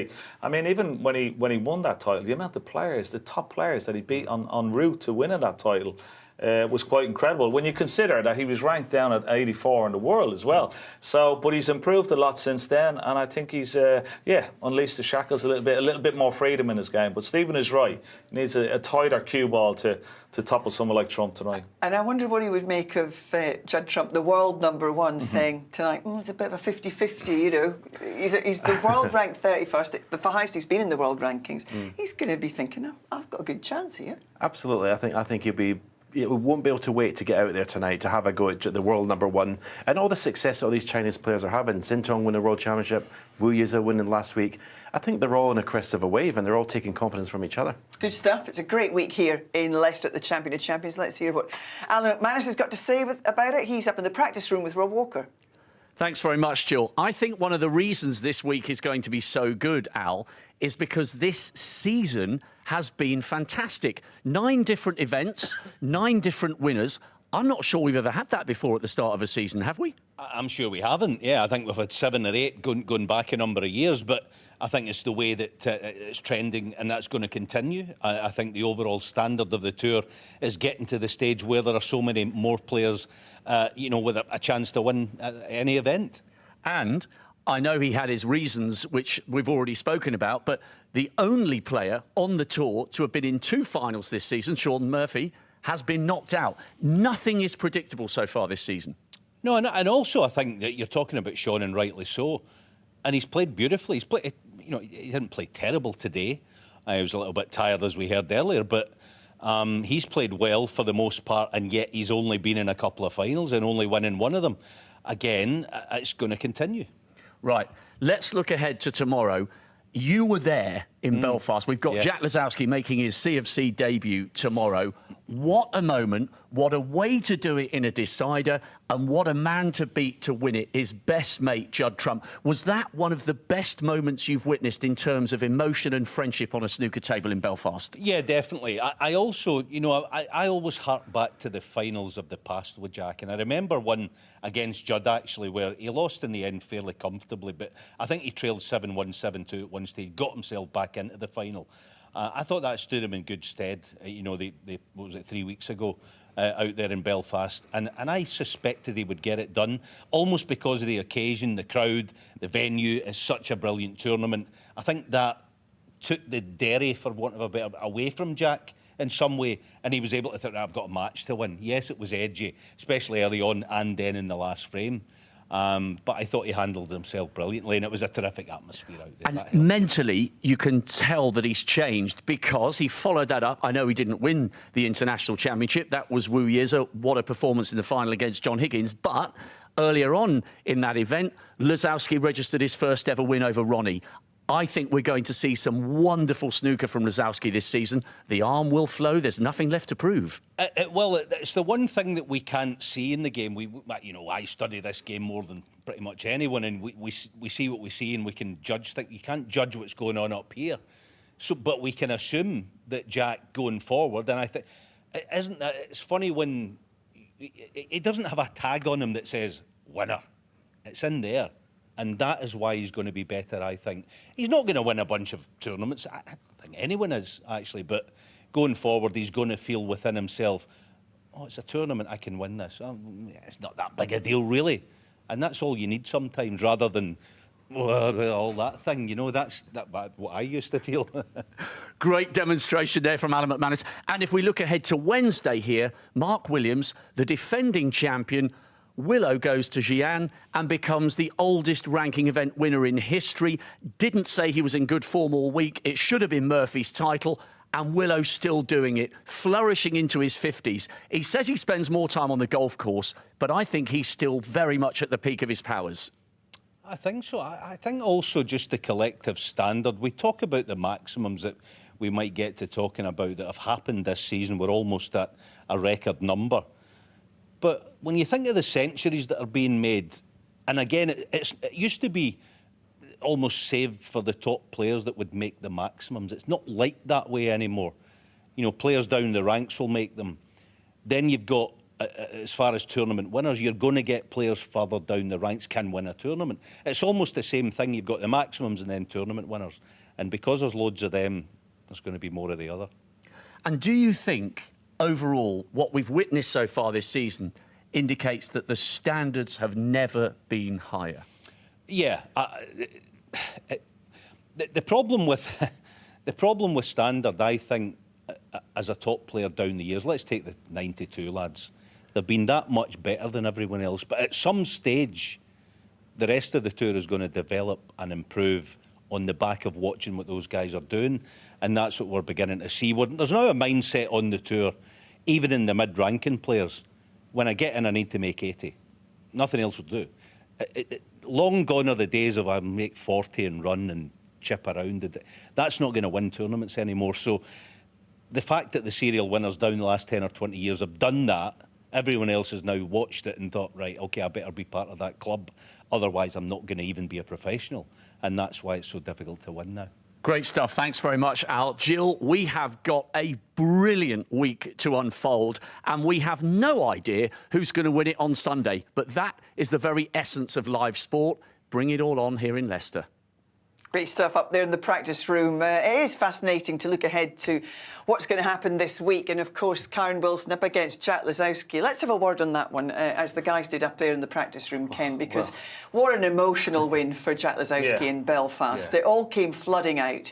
And it could just be that breakthrough victory that just ignites the rest of his career. Absolutely, yeah. That's the monkey off his back. And, you know, we talked about, you know, loosening the shackles. That should give him that that extra bit of confidence that he needs, the super confidence against these best players, on the biggest stage, But what a group he's involved in there. I mean, 4 wonderful players, and it's very, very hard to pick a winner. But yeah, I think everybody on the tour was delighted for Jack Lisowski in Belfast. Yeah, it was a great win, and also in that group, you mentioned it, Mark Allen and Zhao Xintong. So we're in for a real treat tomorrow. That is the quintessential group of death, isn't it, in this tournament? There's no doubt about it. Trying to pick a winner of that group, you might favour Kyron Wilson, but he's a very sort of unpredictable season for him as well. And Jack, but the thing, going back to Jack, I mean, he's just going to travel to tournaments now, driving his car, looking forward to tournaments. And no longer does he have to face the question, can you win this one? Can you win your first? He's done it, so he can just relax and play. Yeah, and he's such a pleasure to watch as well when he's on form, Jack Lisowski. OK, that's tomorrow. Just a reminder that we're back here tonight because we will have the first group final. It's Group 2, the best of 11 frames tonight to see who will make it into the semi-final of the Champion of Champions. We've got the world #1, Judd Trump, chasing his first tournament win of 2025 up against Leigh Pei-Fan, of course, who won that Scottish Open to earn his place here in the Champion of Champions. Very impressive victory for him over Shawn Murphy.